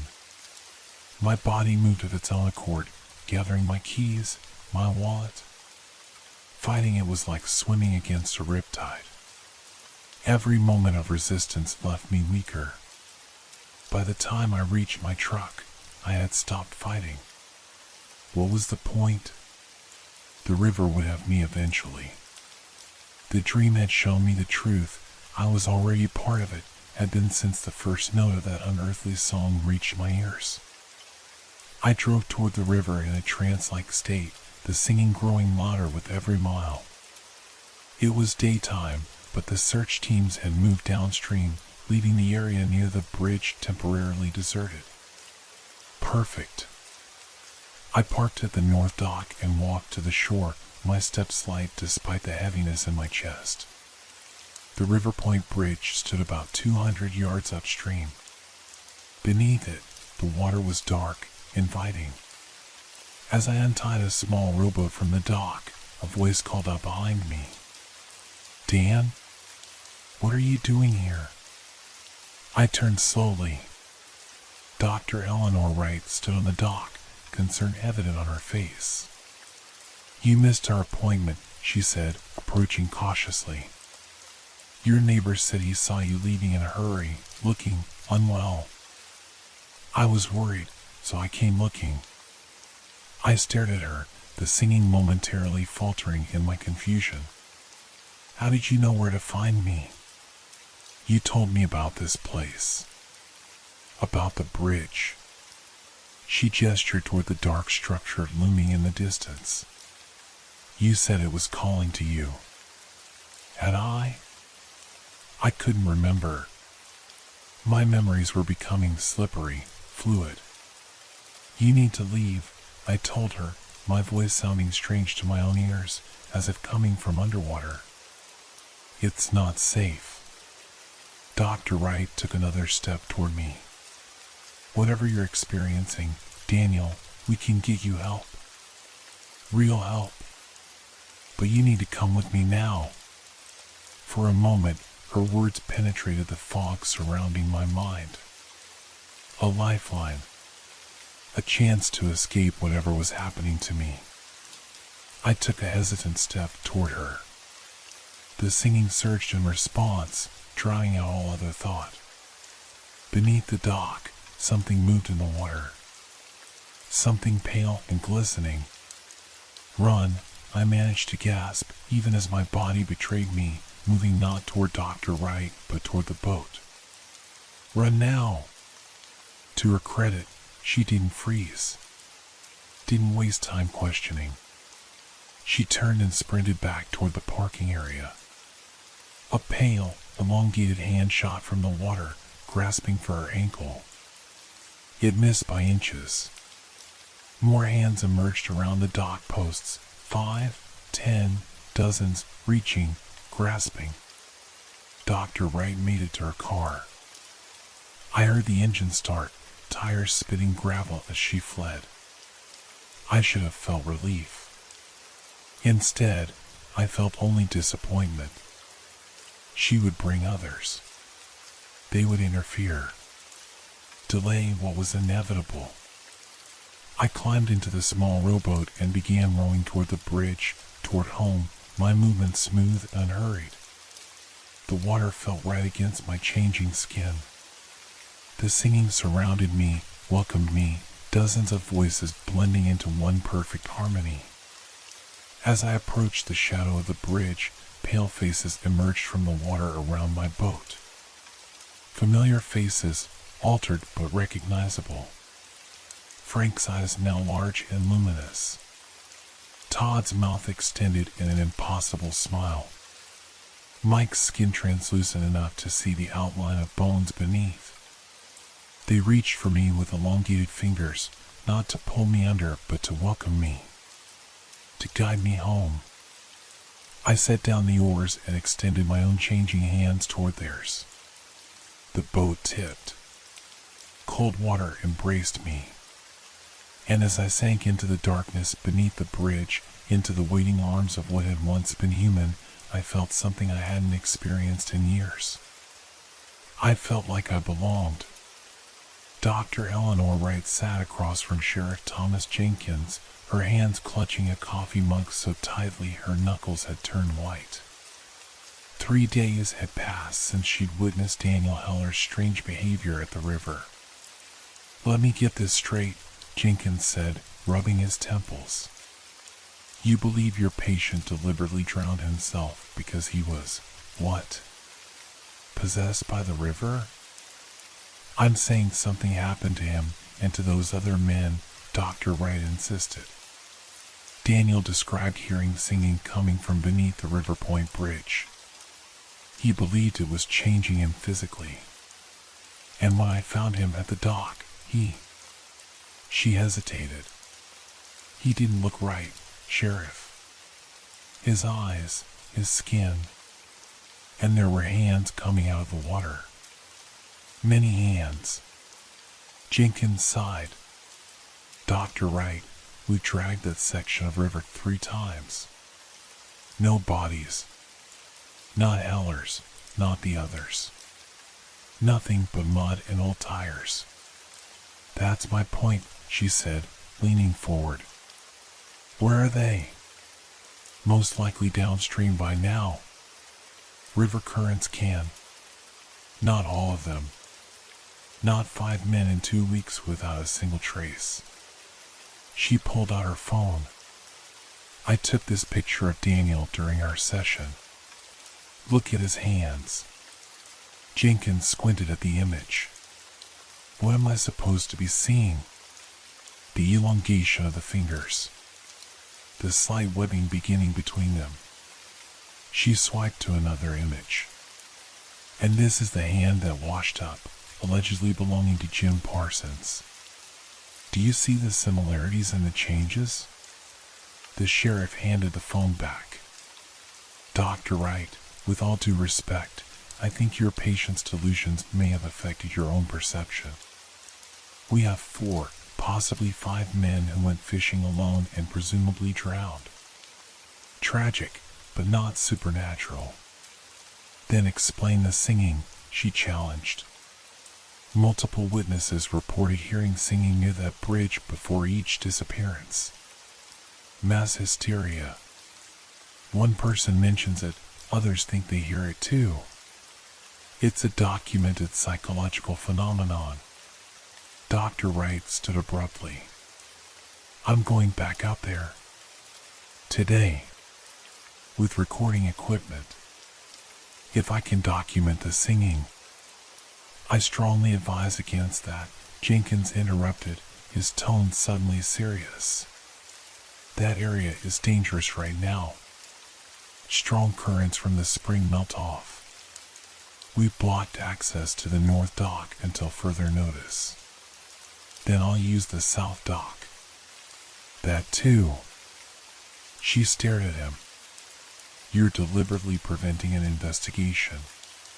Jenkins met her gaze steadily. I'm preventing more drownings. He hesitated, then added in a lower voice, Look, Doctor. There have always been stories about that section of river. Folk tales. My grandmother used to scare us with them when I was a kid. But they're just stories. What if they're not? She pressed. What if there's something in that river that's taking people, changing them? The sheriff was silent for a long moment. Finally, he sighed. My advice? Let it go. For your own safety. He stood, indicating the meeting was over. And Dr. Wright? Stay away from the river. Especially at night. She left the sheriff's office more determined than ever. If law enforcement wouldn't help, she would investigate on her own. Daniel had been her patient. She owed him that much. Dr. Wright spent the day gathering equipment, a digital recorder, a night vision camera, a powerful flashlight. She also, after some deliberation, borrowed her brother's handgun. If there was something in that river taking people, she wanted protection. Dusk was falling by the time she reached the river. As the sheriff had said, the official access points were blocked off with police tape and barricades. But Dr. Wright had grown up in this area. She knew the old trails that local teenagers used to reach secluded swimming spots. One such path took her through dense woodland to a small, rocky outcropping about a quarter-mile upstream from the River Point Bridge. From this elevated position, she had a clear view of the bridge and the river flowing beneath it. She set up her equipment methodically, camera on a tripod, digital recorder activated, flashlight within easy reach. The gun she kept in her jacket pocket, its weight both reassuring and disturbing. Night settled fully over the river. Hours passed with nothing but the normal sounds of nature, crickets, frogs, the occasional splash of fish jumping. Dr. Wright began to doubt herself, to wonder if the sheriff was right about mass hysteria, about her being influenced by Daniel's delusions. Then, just after midnight, the night sounds abruptly ceased. The silence was absolute, unnatural. Even the constant gentle lapping of water against the shore seemed muted. Dr. Wright leaned forward, pressing the record button on her camera. That's when she heard it. The singing.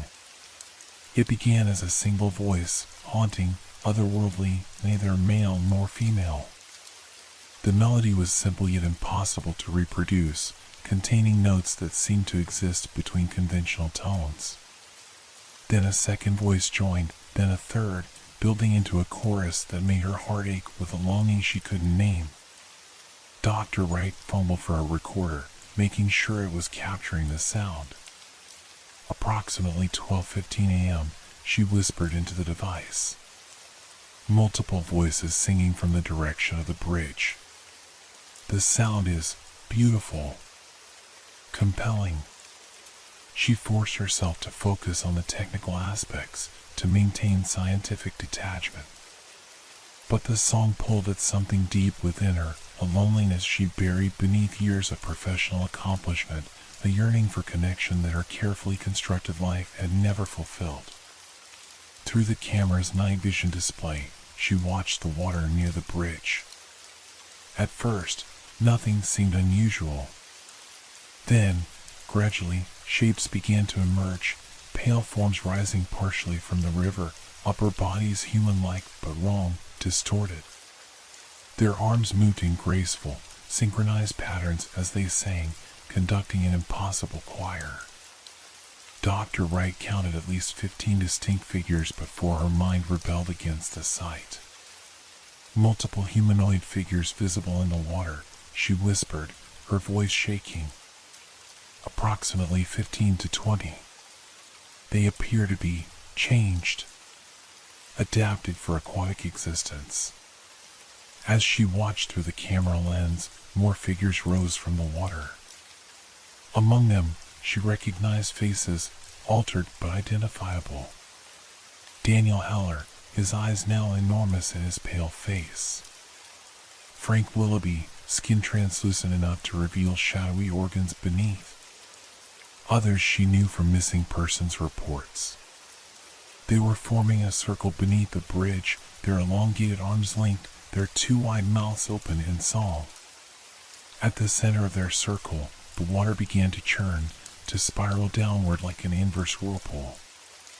Dr. Wright felt her body respond to the singing, felt an overwhelming urge to join the figures in the water. She gripped the rocky ground beneath her, fighting the compulsion. The subjects appeared to be performing some kind of ritual. She forced herself to narrate, clinging to scientific language like a shield.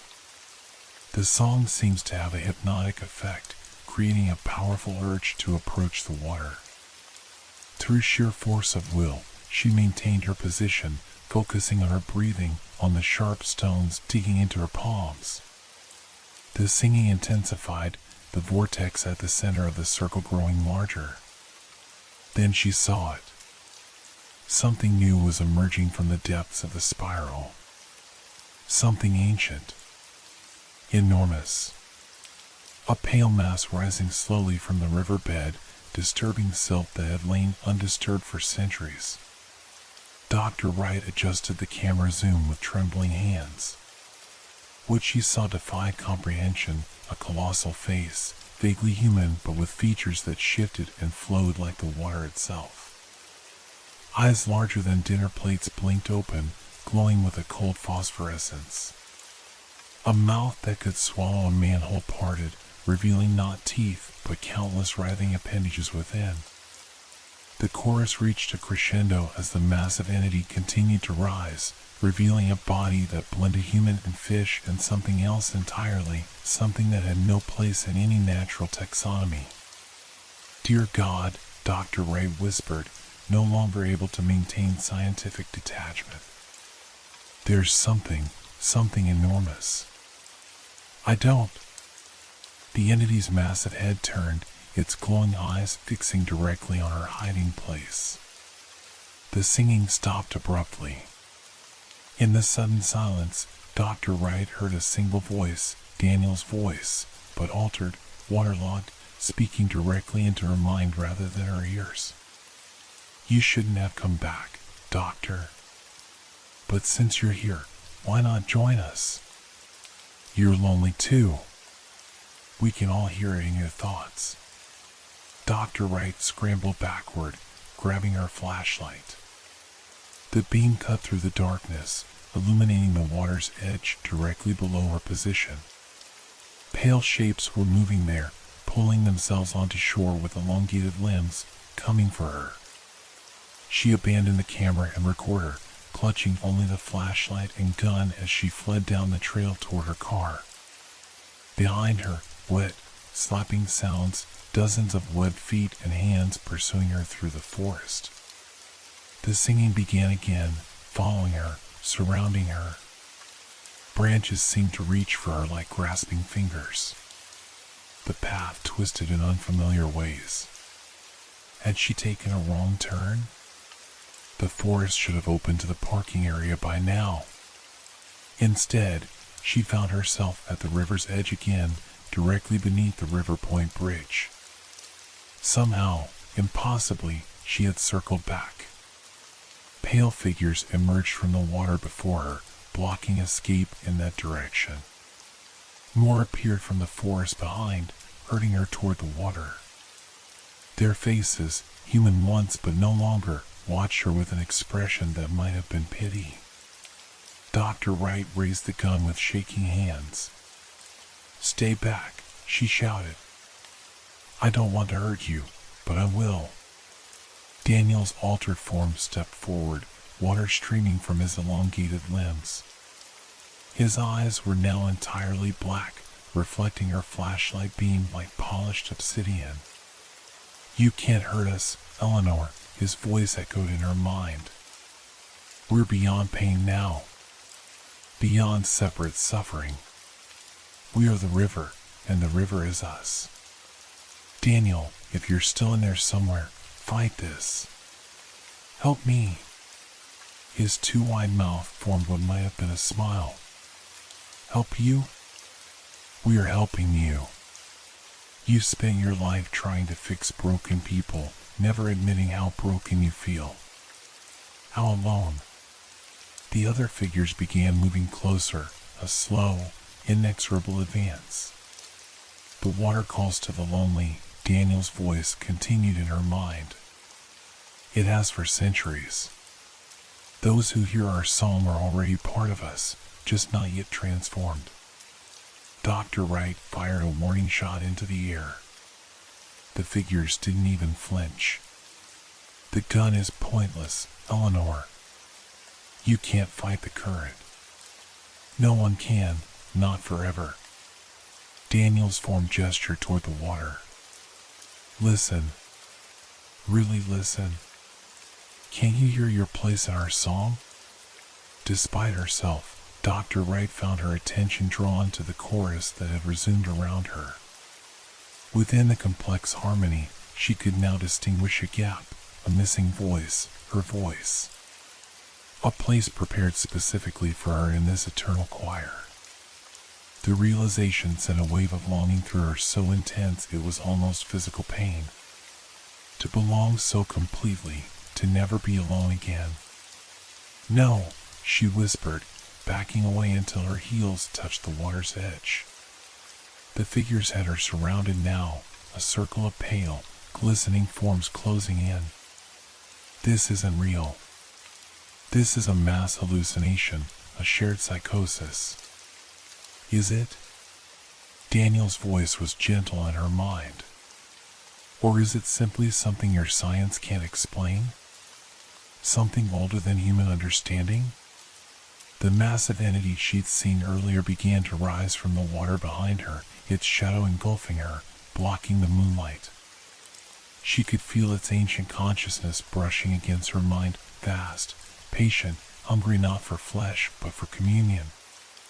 "It doesn't hurt," Daniel promised. "The transformation. It feels like coming home." Pale hands reached for her from all sides. Dr. Wright closed her eyes, her scientific mind making one last desperate attempt to rationalize what was happening. A toxin in the water, perhaps. A hallucinogenic compound that affected the brain, created shared delusions, before ultimately killing its victims. But even as she formed these thoughts, she knew they were inadequate explanations for what she was experiencing.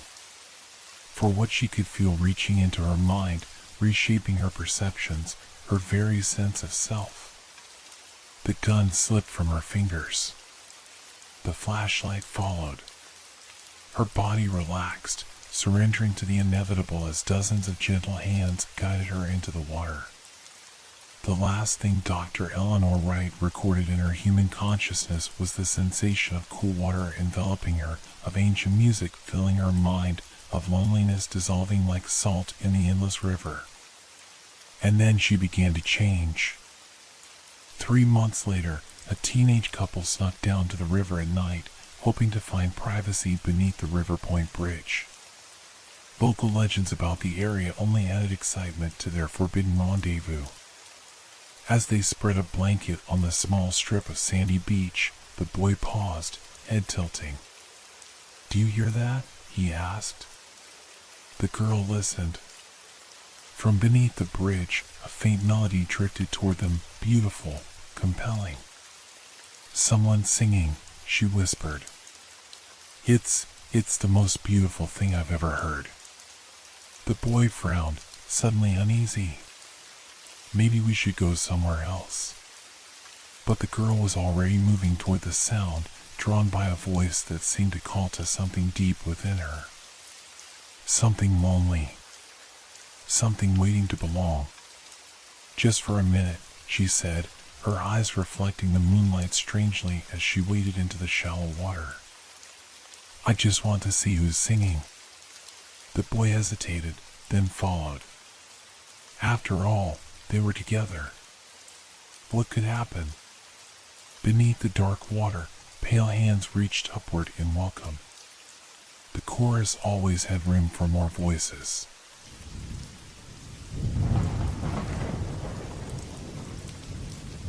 Do you ever wonder why some mornings exist?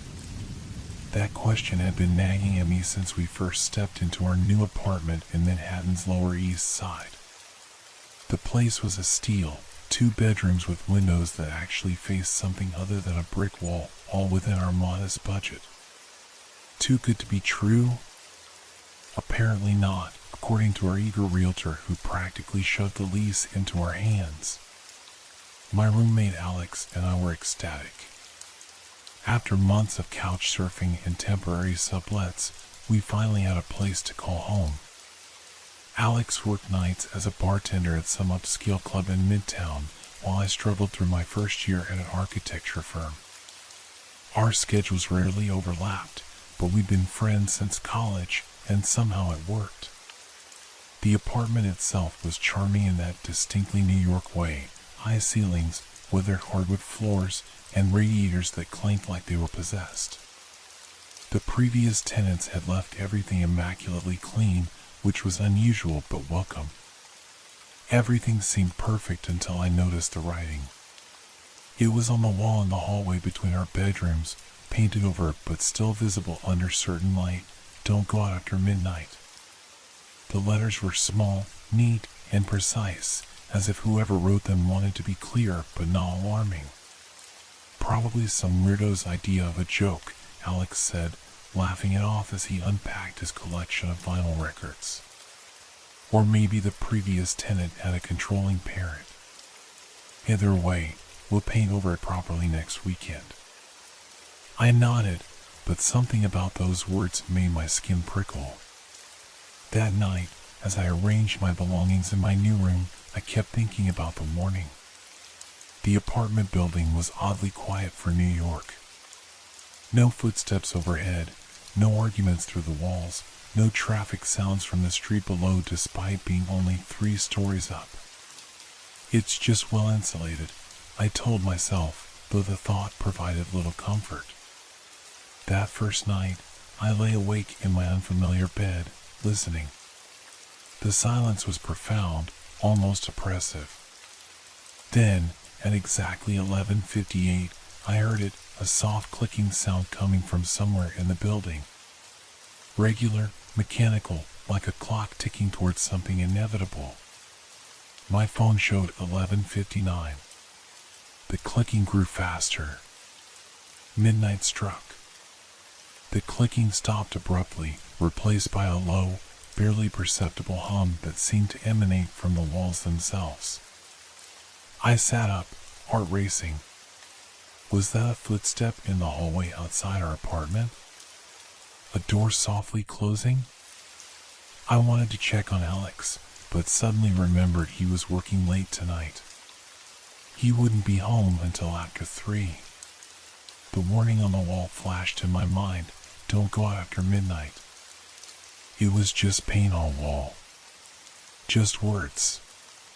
But as another soft thud came from the hallway outside our apartment, followed by what sounded like whispering, I pulled my covers tighter and decided that tonight, at least, I would heed the warning. Morning arrived with golden sunlight streaming through my window.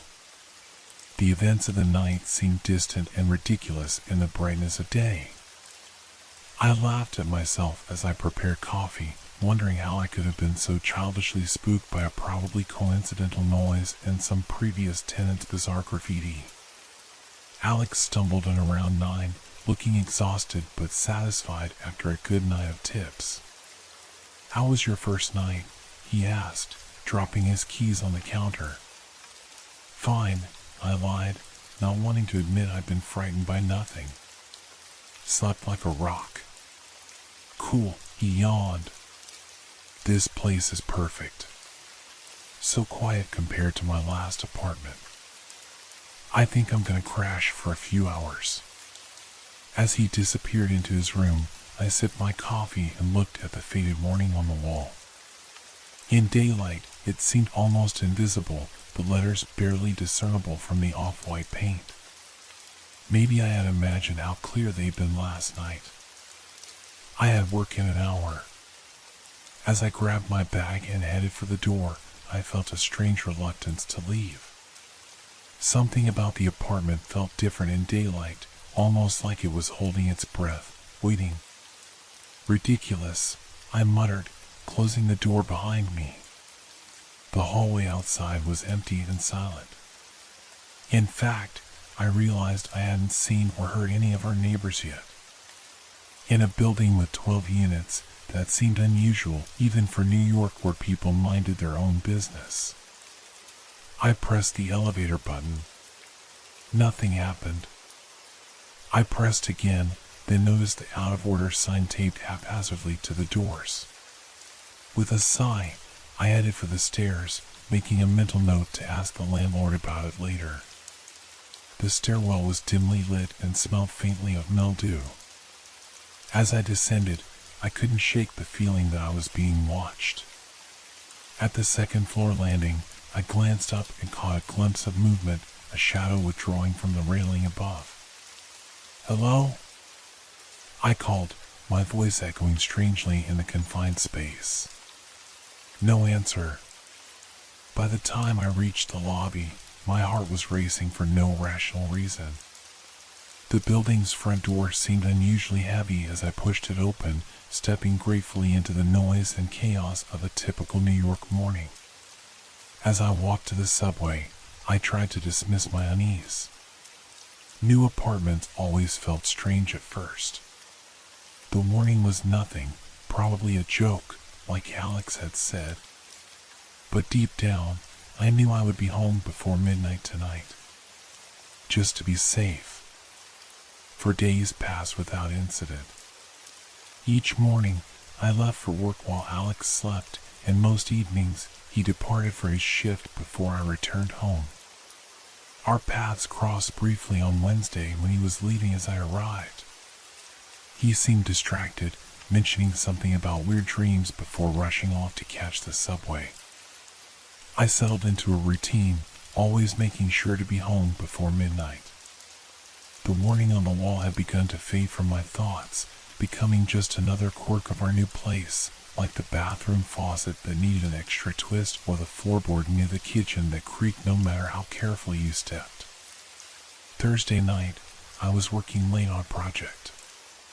My boss needed revised blueprints by morning, and the office was quieter than my apartment for focused work. It wasn't until I packed up my laptop that I noticed the time, 11:40. Panic surged through me, irrational but powerful. I rushed out of the building, frantically hailing a taxi instead of waiting for the subway. The driver sensed my urgency and weaved through late-night traffic with impressive skill. "Big date?" he asked, glancing at me in the rearview mirror. "Just need to get home," I replied, watching the minutes tick by on my phone. 11:53. We were still 10 blocks away. The taxi lurched to a stop at a red light. 11:57. I threw money at the driver and jumped out, running the remaining distance. My lungs burned as I sprinted the last block, fumbling with my keys at the building's entrance. 11:59. The lobby was dark, the bulb apparently burned out since morning. I stumbled toward the stairwell, guided only by the glow of my phone screen. As I reached for the stairwell door, my phone died, the battery completely drained despite being at 60% moments ago. In the sudden darkness, I froze. The silence in the building was absolute, as if the whole structure was holding its breath. Then, midnight struck.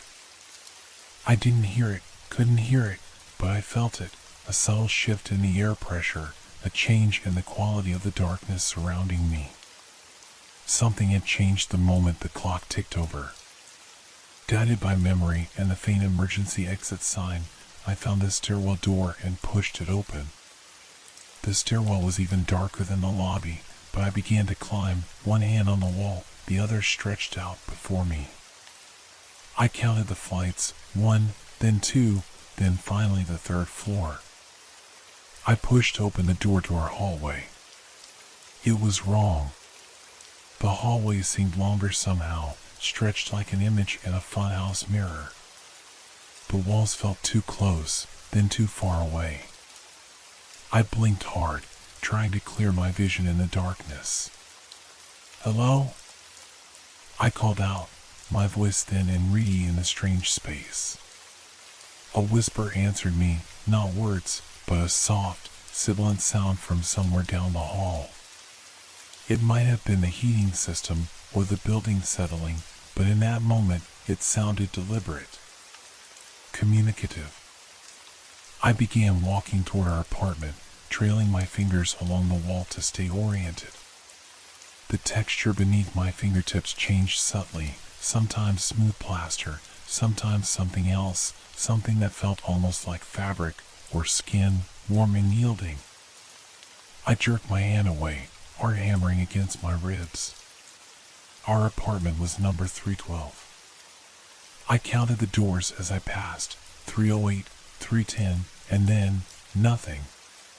Where our door should have been, my hands found only wall.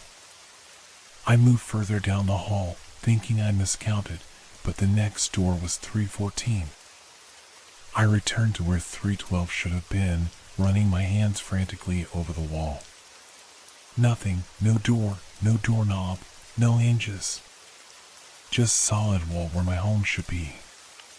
"This isn't happening," I whispered, the sound of my own voice providing momentary comfort. The whispering from down the hall grew louder. Not quite words, but almost like a conversation in another language, just at the edge of comprehension. I backed away, bumping into the opposite wall. My hand found a doorknob, 311, the apartment across from ours. Without thinking, I tried it. Locked. I tried another door. Locked. Another. Locked. The whispering was moving closer, accompanied now by soft footsteps. Multiple sets of footsteps approaching from both ends of the hallway.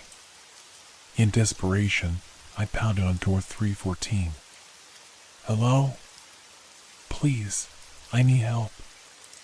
My fist struck the door once, twice, and on the third hit, the sound changed. No longer the solid thud of knuckles on wood, but a wet, muffled impact, as if the door had turned to clay. I pulled my hand back. Something warm and sticky coated my fingers. The footsteps were very close now. The darkness in the hallway seemed to deepen, to move with purpose. I couldn't see who or what was approaching, but I could feel a presence, multiple presences, drawing nearer. "Alex!" I screamed, pounding again on the wall where our door should be. "Alex, help me!" My fist broke through the wall, not into drywall and studs as I expected, but into something soft and yielding. Something that grasped at my hand, trying to pull me in. I yanked back, falling to the floor. The whispers had become a chorus now, almost loud enough to make out words. Almost, but not quite, and somehow that was more terrifying than if they'd spoken clearly. I crawled away, disoriented, unsure which direction led to the stairs. The darkness pressed in, thick as syrup. I felt hands, cold, dry hands, brush against my ankles, my shoulders, my hair. Then, miraculously, a door opened further down the hall, spilling warm yellow light into the corridor. A familiar silhouette stood framed in the doorway. "Alex?" I gasped. "Where have you been?" he asked, his voice strange and flat. "It's after midnight. You shouldn't be out after midnight." I scrambled toward the light, toward safety. As I reached the doorway, I glanced back. The hallway behind me was normal, doors where they should be, including 312, now visible in the light from Alex's apartment. No sign of whatever had been approaching in the darkness.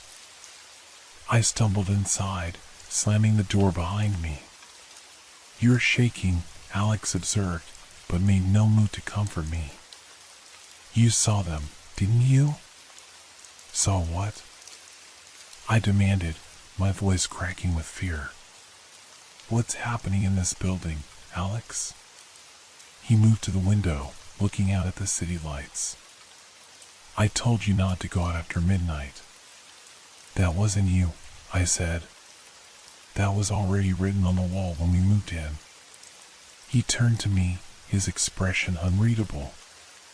"Was it? Are you sure?" I opened my mouth to respond, but stopped as I noticed something on his neck, a small mark, like a brand or tattoo that I'd never seen before. 3 concentric circles, the innermost one filled in solid black. "What is that?" I asked, pointing to his neck. His hand flew up, covering the mark. "Nothing. You should get some sleep. Everything will be normal in the morning." But as I walked past the hallway wall on the way to my bedroom, I noticed the warning had changed. The letters were darker now, more deeply etched into the wall. "Don't go out after midnight. Don't trust who comes back." I looked back at Alex, who was watching me with that same flat expression. I suddenly wasn't sure if I should trust the man standing in our living room, or if he was really Alex at all. I barely slept that night, barricading my bedroom door with my desk chair wedged under the knob. Every sound made me flinch, the refrigerator humming to life, the pipes groaning in the walls, the occasional car horn from the street below. Normal sounds that suddenly seemed sinister. Was Alex acting strange, or was my fear distorting my perception? The mark on his neck could be explained, maybe a tattoo he'd always kept covered, or some kind of work stamp from the club. There could be rational explanations for everything. Except the vanishing door. Except the whispers. Except the wall that felt like skin. Morning came with merciful brightness. I waited until I heard Alex leave the apartment before emerging from my room. The hallway between our bedrooms looked perfectly normal, the warning on the wall back to its original faded state, with no sign of the additional words I thought I'd seen last night. I approached it cautiously, running my fingers over the paint. The letters felt slightly raised, as if they'd been written in something thicker than paint, then covered over. My phone rang, startling me, my boss, wondering why I wasn't at work yet. I glanced at the time, 9:30. I was an hour late. "I'm so sorry," I stammered. "I overslept. I'll be there as soon as possible." I rushed to get ready, trying to push aside the events of the previous night. In daylight, with the sounds of the city filtering through the windows, last night's terror felt almost dreamlike. Had I experienced some kind of hallucination from stress and exhaustion? As I was about to leave, something made me pause. On impulse, I grabbed a marker from my desk and wrote on the inside of my wrist, "Apartment 312 exists. The door is real. Just in case." At work, I couldn't focus. My thoughts kept drifting back to the apartment, to Alex's strange behavior, to the whispering in the hallway. During my lunch break, I tried researching the building's history, but found nothing unusual, just typical New York real estate listings and a few mundane news articles about zoning changes in the neighborhood. By 5 o'clock, I made up my mind. I would pack an overnight bag and stay at a hotel. One night away would give me perspective, help me decide if I was overreacting or if something truly sinister was happening in our apartment building. I left work early, determined to grab my things and be gone before sunset. As I approached our building, I noticed something odd. All the windows were dark. Not just in our apartment, but in every unit. In the early evening gloom, the building stood like a black monolith against the sky, absorbing light rather than reflecting it. The lobby was empty as usual, but today the emptiness felt purposeful rather than coincidental. Where were all the other tenants? In the 4 days we'd lived here, I'd caught only glimpses of others, a door closing quickly as I passed, a shadow moving behind a frosted window, the sound of footsteps that never seemed to lead to an actual person. I took the stairs 2 at a time, eager to get in and out as quickly as possible. Our door, 312, was exactly where it should be. I unlocked it and stepped inside, calling out hesitantly, "Alex?" No answer. He should be at work already. Good. I went straight to my room and pulled out my duffel bag, shoving in clothes and toiletries haphazardly. As I packed, the apartment felt different, the air heavier somehow, the silence more absolute. I found myself moving more quietly, as if afraid to disturb something. When I finished packing, I checked the time, 6:20. Plenty of time to get out and find a hotel before dark. I headed for the door but stopped at the threshold of my room. Something was wrong with the hallway. It seemed longer than it should be, the walls slightly curved, as if I were looking through a fisheye lens. I blinked hard, and the distortion disappeared. Just my imagination, fueled by last night's terror. I walked quickly to the apartment door, not looking at the warning on the wall as I passed. My hand was on the doorknob when I heard it, a soft click from the lock, though I hadn't touched it. The door wouldn't open. I turned the knob again, pulling harder. Nothing. I checked the deadbolt, unlocked. The chain unlatched. But the door remained firmly shut, as if sealed. "No," I whispered, yanking frantically at the knob. "No, no, no." I ran to the window in the living room, thinking I could call for help. But as I pulled back the curtain, I found myself staring not at the expected view of the street, but at a brick wall inches from the glass. A wall that couldn't possibly be there. We were on the 3rd floor, facing the street. I tried another window. Same result. Another. This time the glass looked out on what appeared to be the interior of another apartment, dark and mirror-like to our own, but empty of furniture or signs of life. My phone. I needed to call someone. But when I pulled it from my pocket, the screen showed no service, despite having had full bars when I entered the building. I was trapped. The light outside the windows, those that didn't face impossible brick walls, was fading rapidly. I checked my watch, 6:45. It shouldn't be getting dark yet, not this early in spring. I moved through the apartment, turning on every light, as if brightness could somehow protect me from whatever waited for midnight to arrive. The bulb in the hallway flickered erratically, casting jumping shadows on the morning-inscribed wall. 7 o'clock. The lights dimmed momentarily, then brightened again. The refrigerator in the kitchen made a sound like a long, rattling breath. I retreated to my bedroom, dragging the mattress off the bed and propping it against the door. Then I huddled in the corner, clutching a pair of scissors I'd found in my desk drawer, a pathetic weapon against whatever might come, but better than nothing. 7:30. A soft tapping began somewhere in the apartment. Tap, tap, tap. Pause. Tap, tap, tap. Like fingers drumming on wood or bone on glass. 8 o'clock. The temperature began to drop. I could see my breath clotting in front of me, though the heating system groaned and clanked, working overtime. 9 o'clock.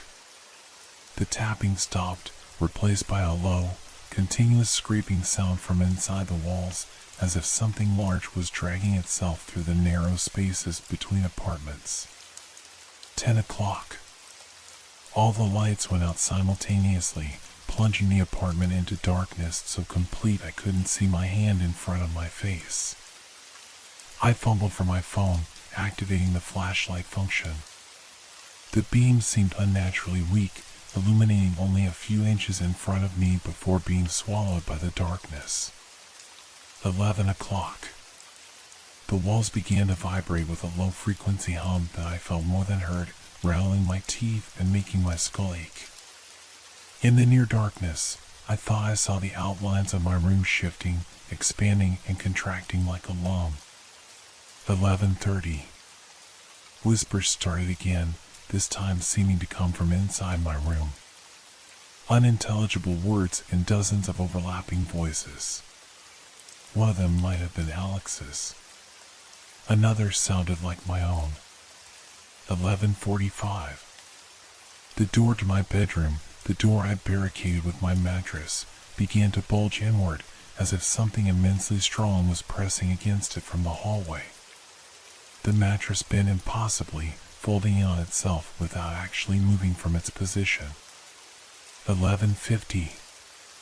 A seam appeared in the center of my ceiling, widening slowly to reveal not the apartment above, but a vast, starless void. Cold air poured from the opening, carrying the scent of earth and decay. 11:55. The bulge in my door sprouted features, the impression of a face pushing through the wood like a mask, the material stretching and morphing into a crude approximation of human features. Eyes, a nose, a mouth that moved in sync with the loudest of the whispers. "You should have listened," it said in a voice that was almost, but not quite, Alex's. "Now you belong to the building, just like the rest of us." 11:59.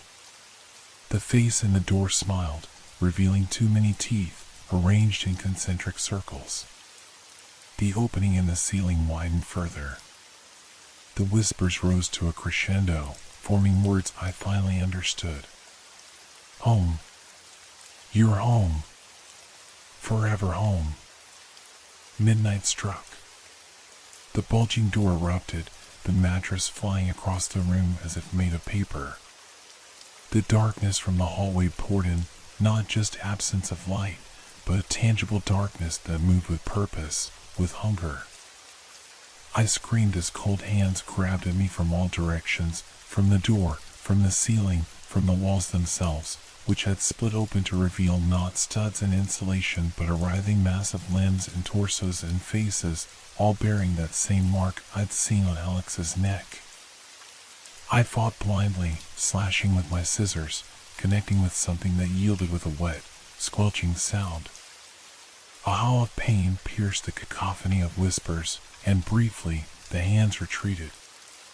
In that moment of reprieve, I bolted for the door, running through the distorted hallway that now seemed to stretch for miles.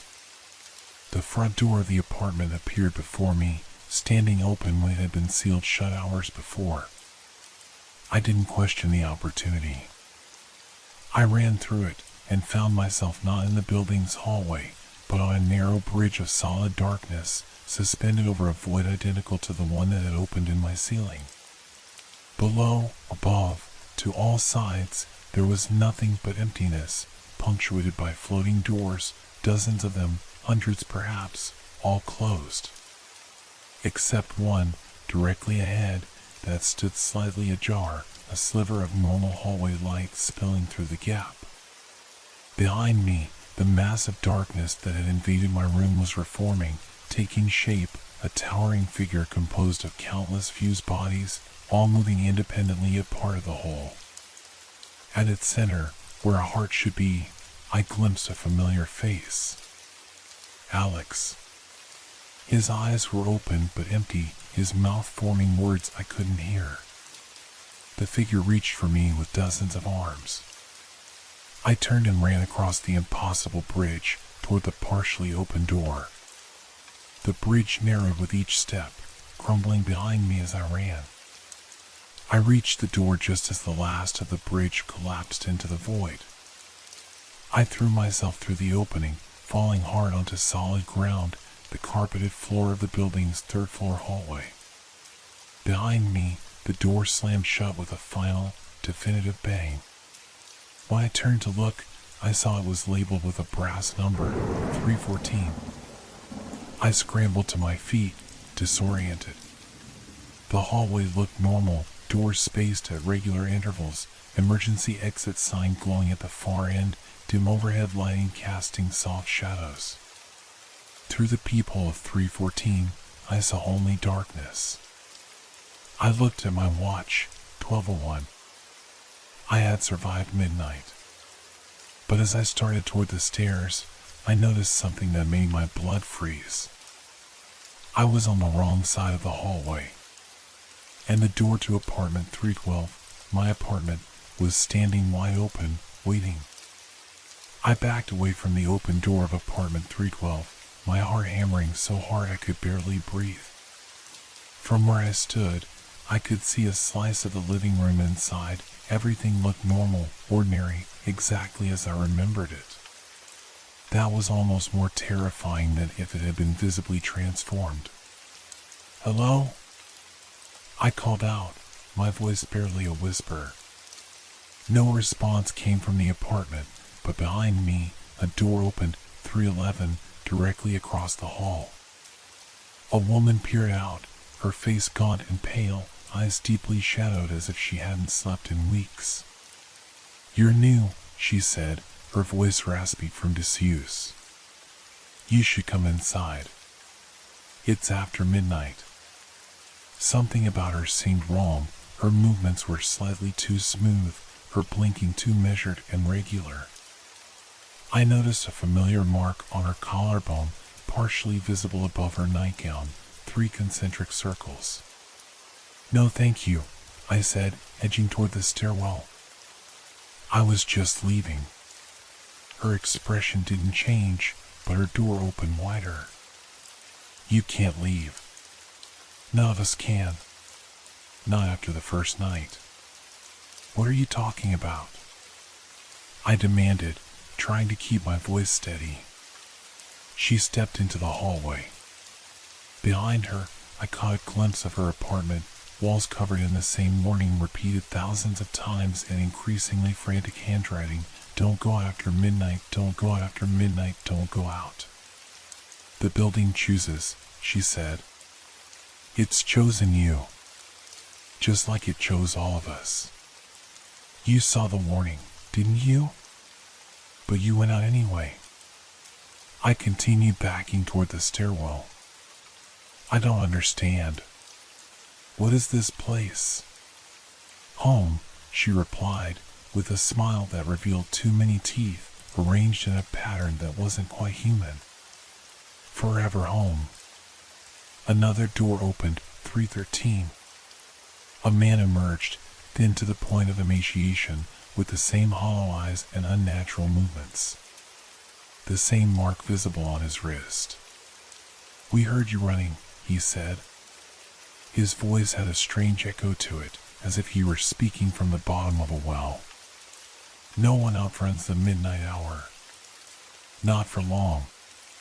More doors were opening now, more residents emerging, all bearing that same mark, all moving with that same unsettling smoothness. They didn't approach, just stood in their doorways, watching. I turned and ran for the stairwell, yanking the door open and plunging into the darkness beyond. The stairs seemed to spiral down much further than 3 floors should allow, turning back on themselves in impossible configurations. I ran blindly, guided only by the handrail and the distant glow of an exit sign that never seemed to get closer. Finally, my feet hit the level ground of what must be the lobby. In the dim emergency lighting, I could make out the front entrance, its glass doors showing the blessed normalcy of the street beyond, streetlights, passing cars, a world untouched by whatever madness had claimed this building. I sprinted for the doors, hope surging through me. My hands hit the push bar and met solid wall. There was no door, just a perfect trompe-l'oeil painting of the street outside, detailed down to the moving headlights of passing cars and the swaying of tree branches in the wind. No, I moaned, beating my fists against the false exit. No, please. It doesn't work that way, came a voice from behind me. I spun around. A figure stood in the shadows near the defunct elevator, the building's super, an older man I'd met briefly when signing the lease. He looked more normal than the others, his movements less mechanical, though I could see the edge of the circular mark peeking from beneath his sleeve. What doesn't work that way? I asked, pressing my back against the painted door. Leaving, he said simply. The building doesn't let anyone leave who's broken the rule. Not permanently. What rule? Don't go out after midnight? That's insane. This is insane. He shrugged. I don't make the rules. The building does. It's been this way for longer than I've been here. How long is that? I asked, dreading the answer. Time moves differently inside. For me, it feels like maybe 5 years. Outside, he gestured at the painted street scene. It's been 27. My legs gave out, and I slid down the wall to sit on the floor. What is this place? What happens at midnight? The super sat on a bench across from me, his movements heavy with resignation. The building feeds then, opens itself to somewhere else, somewhere hungry. It needs anchors, people tied to it, to keep it connected to this world. That's us, the marked ones. He pulled up his sleeve, showing the full mark, 3 concentric circles, the innermost filled black, the middle one halfway filled, like a waxing moon. Each night you're caught outside after midnight, it fills in a little more. When the outer circle is complete. He didn't finish the sentence, but his eyes darted upward toward the upper floors. Those things in the hallway, I whispered. The voices, the darkness, that's what happens. He nodded. The fully marked become part of the building itself. Part of its structure, its hunger. And Alex? My roommate? The super's face softened with something like pity. Was he marked? I thought of the circle I'd seen on Alex's neck. Just the innermost circle was filled. Then he still has time. 2 more midnights before the outer circle begins to fill. Hope flickered within me. So we can leave during the day? We're not trapped all the time? His smile was bitter. You can try. The building has ways of bringing you back. Confusion, disorientation, wrong turns that lead you in circles until midnight approaches again. Some get further than others, but eventually. He trailed off, gesturing around at the empty lobby. There must be a way out, I insisted. Someone must have escaped. The super was silent for a long moment. There are stories, he finally said, about one way to break free. But it's desperate. Dangerous. Tell me, I urged. He leaned forward, voice dropping to a whisper as if afraid of being overheard by the walls themselves. The building needs its anchors. If you can find the original anchor, the first person marked, the one who keeps the building tied to this dimension, and break their connection. How? I don't know exactly. The stories vary. Some say destruction of their mark works. Others say. He hesitated. Others say only their death will sever the connection. How do I find this person? Look for the one whose mark is different. Not circles, but spirals. He glanced nervously at the ceiling. I've said too much. It's listening. Always listening. As if in response to his words, the building groaned, a deep, structural sound that seemed to come from everywhere at once. The lights flickered, and for a moment, I saw the lobby as it truly was, not a normal apartment building entrance, but a cavernous space with walls that pulsed like living tissue, floors that rippled like water. Then the vision was gone, the normal appearance reasserting itself. The super stood abruptly. Dawn is coming. The building will be more normal until the next midnight. You should go back to your apartment, rest while you can. Think about what I've told you. Why are you helping me? I asked as he turned to leave. He paused, rolling up his sleeve to reveal his mark once more. The outer circle was almost complete, just a tiny segment remaining unfilled. One more midnight, he said quietly. After 27 years, one more midnight before I become part of the walls. Maybe I'm hoping for a miracle. He walked away, disappearing into the shadows near the elevator. As I watched, he seemed to melt into the darkness, becoming indistinguishable from the building itself. I sat alone in the lobby, watching as the painted sunrise in the false windows gradually brightened, casting artificial morning light across the floor. With the light came a semblance of normalcy, the building settling back into its disguise. I had until midnight to find the original anchor. To save Alex, to save myself. To break the building's hold before it consumed us all. As artificial daylight filtered through the painted windows, I forced myself to return to apartment 312. Each step up the now normal staircase felt like moving through molasses, my body rebelling against returning to that place. But if what the super had told me was true, I needed to check on Alex, and the apartment might contain clues about the building's original anchor. The door to 312 stood closed now, but I was certain it had been open when I fled downstairs.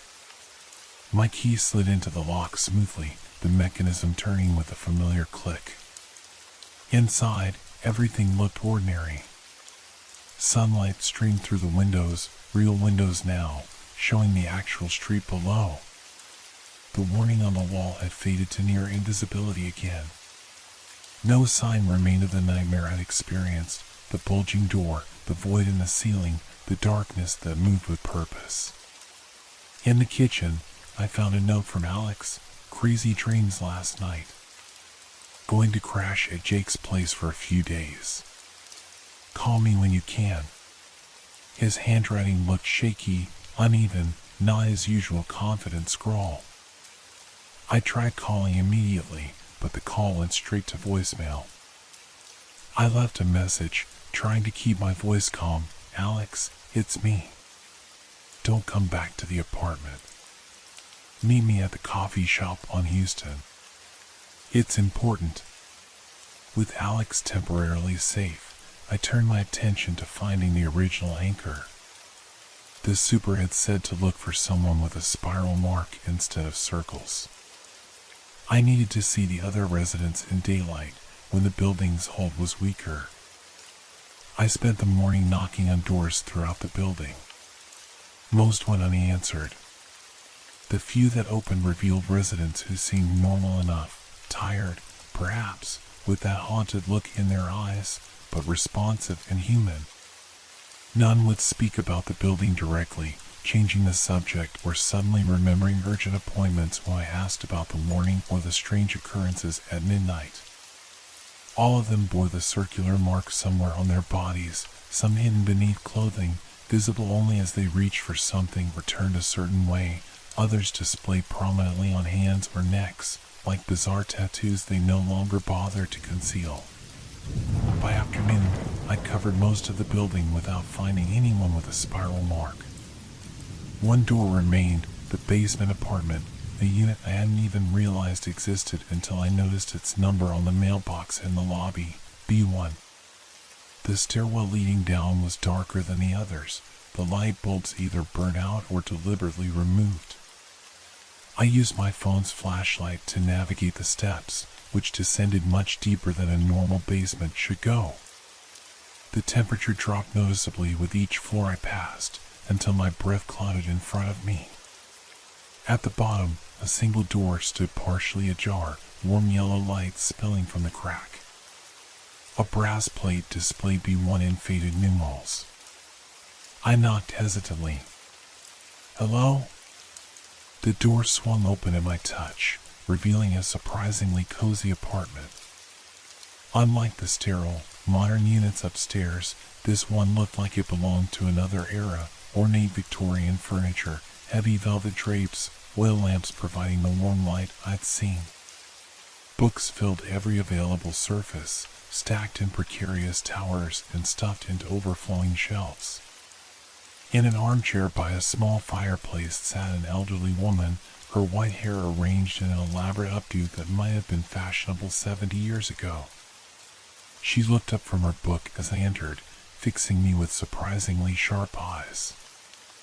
"I was wondering when you'd find your way down here," she said, her voice strong despite her apparent age. "The new ones usually do, eventually." "Are you the landlord?" I asked, remaining near the door. She laughed, a sound like dusty pages turning. "In a manner of speaking. I've been here the longest, you could say." As she gestured for me to sit in the chair opposite hers, her sleeve fell back, revealing a mark on her wrist, not the concentric circles I'd seen on others, but a tight spiral that seemed to move slightly when I wasn't looking directly at it, creating the illusion of infinite depth. "The original anchor." "You know about the building," I said. It wasn't a question. She nodded, setting her book aside. "I know everything about it. I was here when it changed. When it became hungry.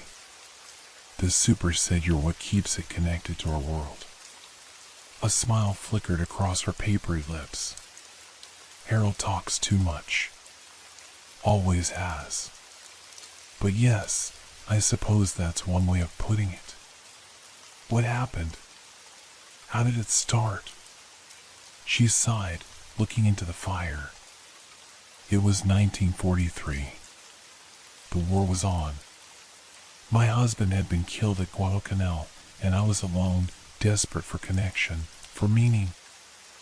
I found a book, a very old book, at an estate sale. It contained rituals that promised to thin the veil between worlds to allow communication with those who had passed." Her eyes took on a faraway look. "I performed the ritual right here, in this room. I wanted to speak to James, my husband, one last time. To say a proper goodbye. But something else answered instead. Something ancient and hungry that had been waiting for a door to open." "The building," I whispered. She nodded. "It changed overnight. The other residents began disappearing, not all at once, but one by one, as they broke the new rule. Don't go out after midnight. It needed anchors," she continued. "People bound to it, feeding it with their fear, their life force. I was the first, the primary connection. The others came later, replacements for those fully consumed." "And the mark?" I asked, gesturing to the spiral on her wrist. Her hand covered it protectively. "Its signature. Its claim. The spiral for me, circles for the others. When the third circle fills completely, they become part of the building itself. Part of its substance. Can it be stopped?" The super mentioned a way to break the connection. Her expression hardened. "Harold should mind his own business." "Yes, there's a way. If I were to die, truly die, not just be absorbed, the connection would break. The building would be forced back to its own dimension. Those not fully claimed might be freed. Might be? She shrugged. I don't know for certain. No one has tried before. I studied her face, trying to reconcile her grandmotherly appearance with the horror she had unleashed. Why haven't you ended it yourself? After all these years, all the people who've been taken. Because I'm afraid, she said simply. Because oblivion terrifies me more than this half-life. And because the building protects me. It won't let me die easily. Many have tried to kill me over the decades. All have failed. As she spoke, I noticed something disturbing beneath her skin. Something seemed to move, like worms crawling just under the surface. Her eyes, when they caught the firelight at certain angles, reflected back not warm brown but bottomless black. How many? I asked. How many people has this building taken? Hundreds, she replied without emotion. Perhaps thousands. Time works differently here. The building exists partially outside normal space-time. And you're willing to let it continue? To keep feeding it innocent people? Her face remained impassive. We all make our choices. You made yours when you ignored the warning. Anger flared within me. I didn't choose this. None of us did. Didn't you? She asked softly. The apartment was too perfect, wasn't it? The price too good to be true? Deep down, you knew something was wrong. You chose to ignore your instincts. I wanted to deny it, but couldn't.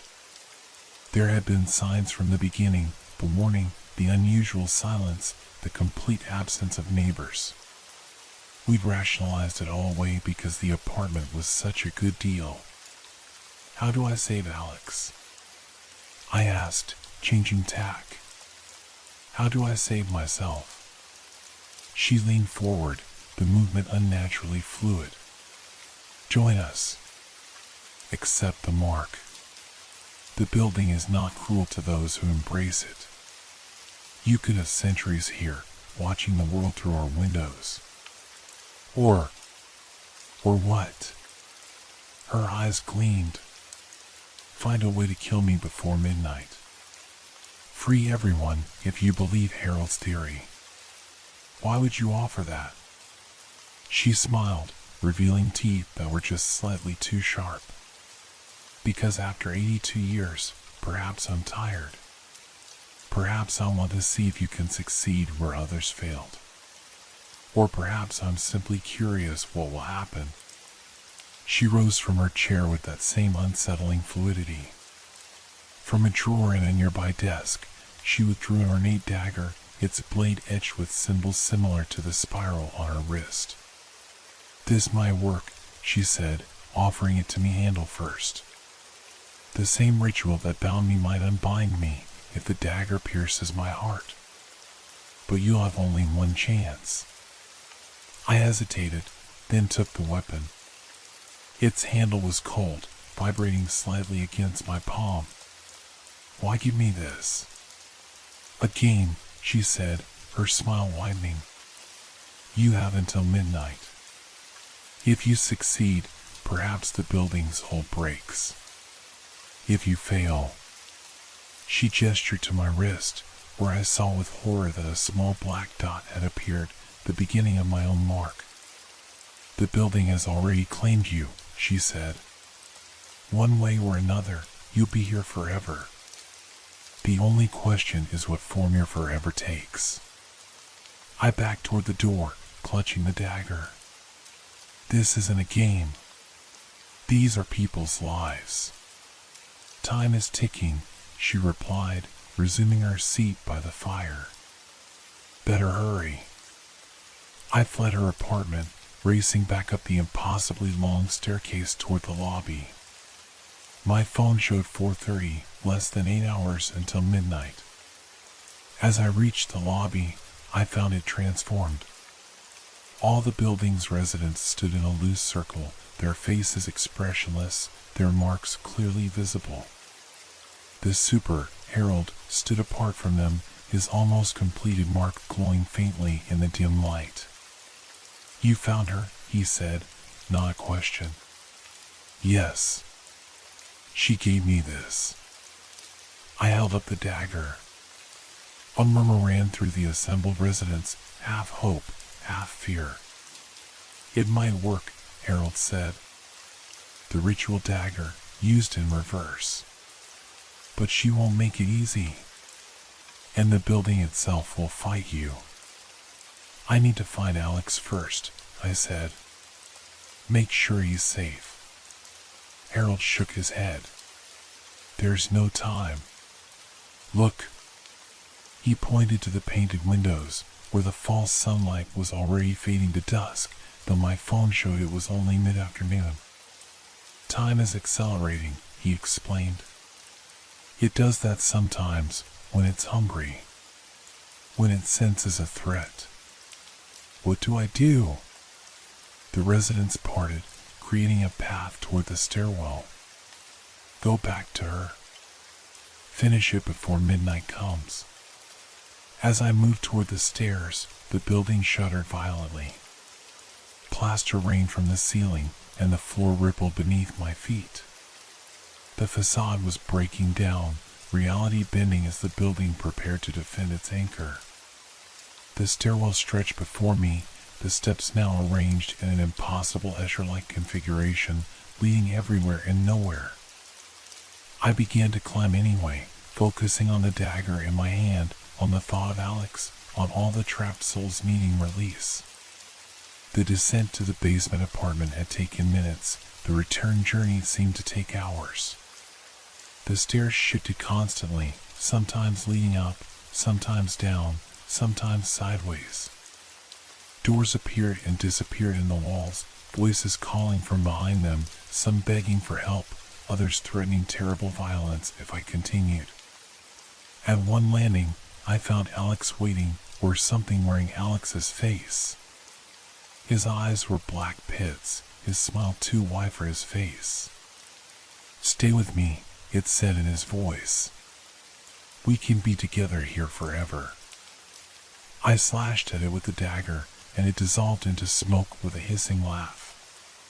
My phone had stopped working, the screen frozen at 4:45, but I could feel midnight approaching in the increasingly frantic movements of the building, in the whispers that grew louder with each passing minute. Finally, I reached the basement door again, now located at the top of the highest staircase rather than below the lobby. It stood open, warm light still spilling out invitingly. The old woman sat in the same position, still reading her book as if no time had passed. She didn't look up as I entered, blade in hand. "Right on time," she said. "And how was your journey back?" The building tried to stop me. She nodded, finally meeting my eyes. "Of course it did. It doesn't want to lose its anchor. Its mother." She set her book aside and stood, spreading her arms wide. "Well, will you do it? Will you drive the blade into an old woman's heart to save yourself? To save your friend?" I raised the dagger, my hand trembling. "To save everyone trapped here." Her smile widened, stretching unnaturally far across her face. "If you believe that's possible. If you trust the word of a man who's been the building's creature for 27 years. Doubt crept in. What if Harold had lied? What if killing her would only make things worse? As I hesitated, the room began to change. The cozy facade melted away, revealing the true nature of the basement apartment, not a room at all, but a vast organic chamber, its walls pulsing with veins and arteries, floor and ceiling made of something like living tissue. The woman changed too, her human appearance slowing off like a snake shedding its skin, revealing something ancient and inhuman beneath. Her body elongated, limbs bending at impossible angles, skin turning translucent to show the darkness moving within. Too late, she hissed, voice no longer remotely human. Midnight comes.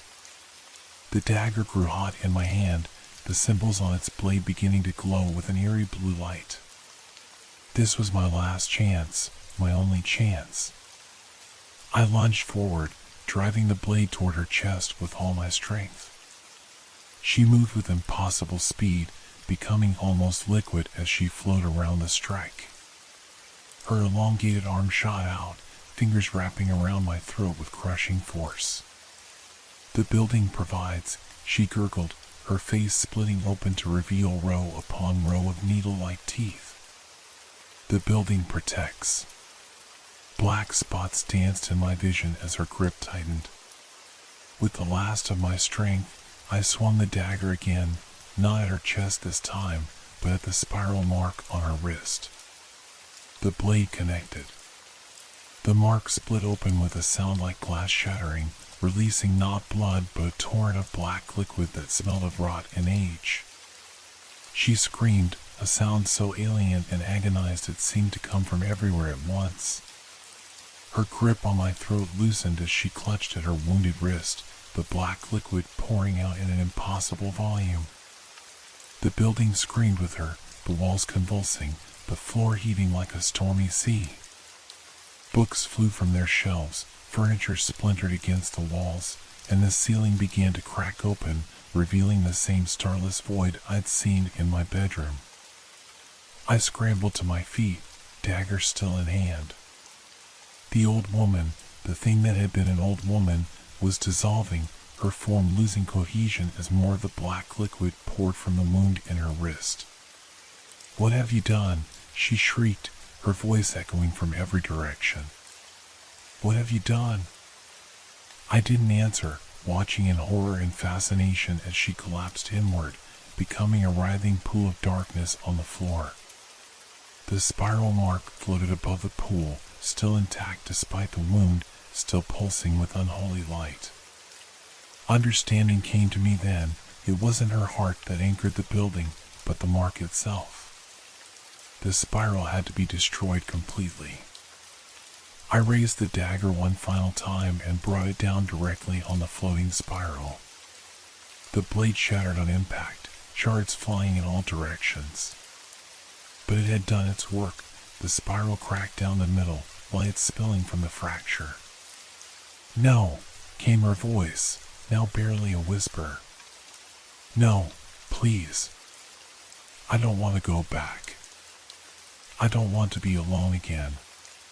The spiral shattered completely, fragments dissolving into motes of light that winked out one by one.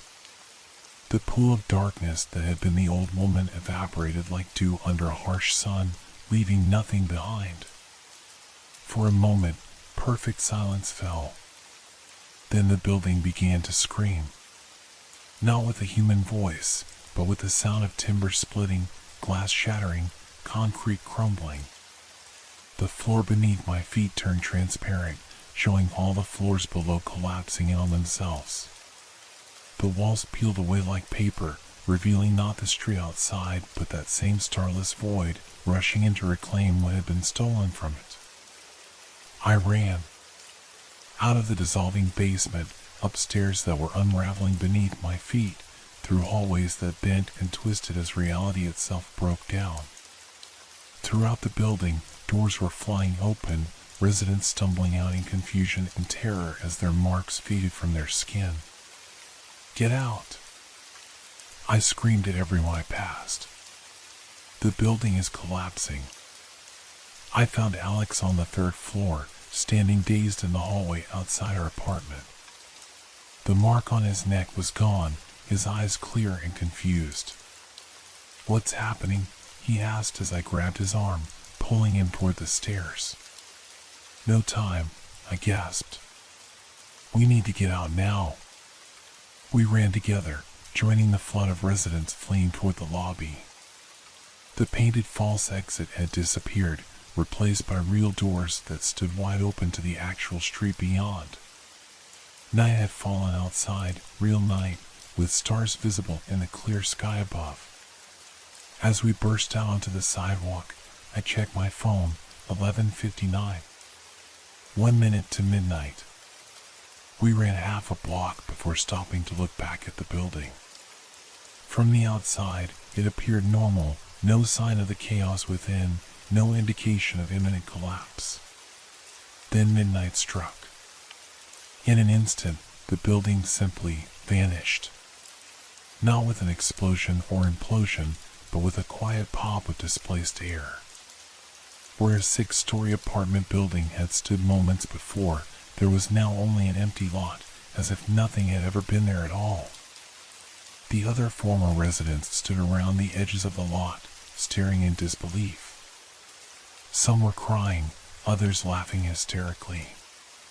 Many looked disoriented, unsure of where or when they were. The super, Harold, approached me slowly, wonder on his face.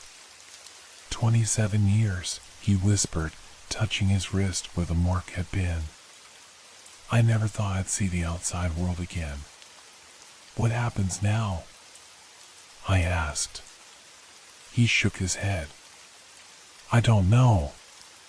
We start over, I suppose. Find out what's left of our lives out here. In the days that followed, the empty lot became something of a mystery to the neighborhood.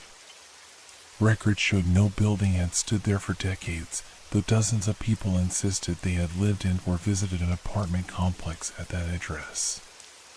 Alex and I found a new place, a more expensive, less perfect apartment in Brooklyn.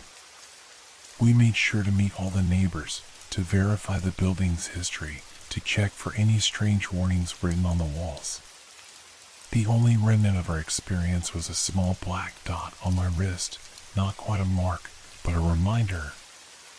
Sometimes, in my dreams, I hear whispers from that, promises of power, of knowledge, of a door I could open if I chose. I never will.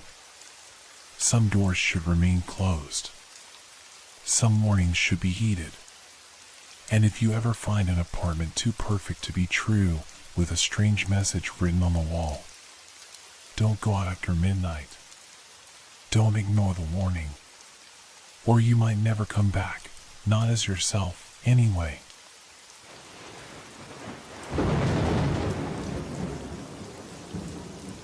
Hope your dreams are filled with fear. Good night.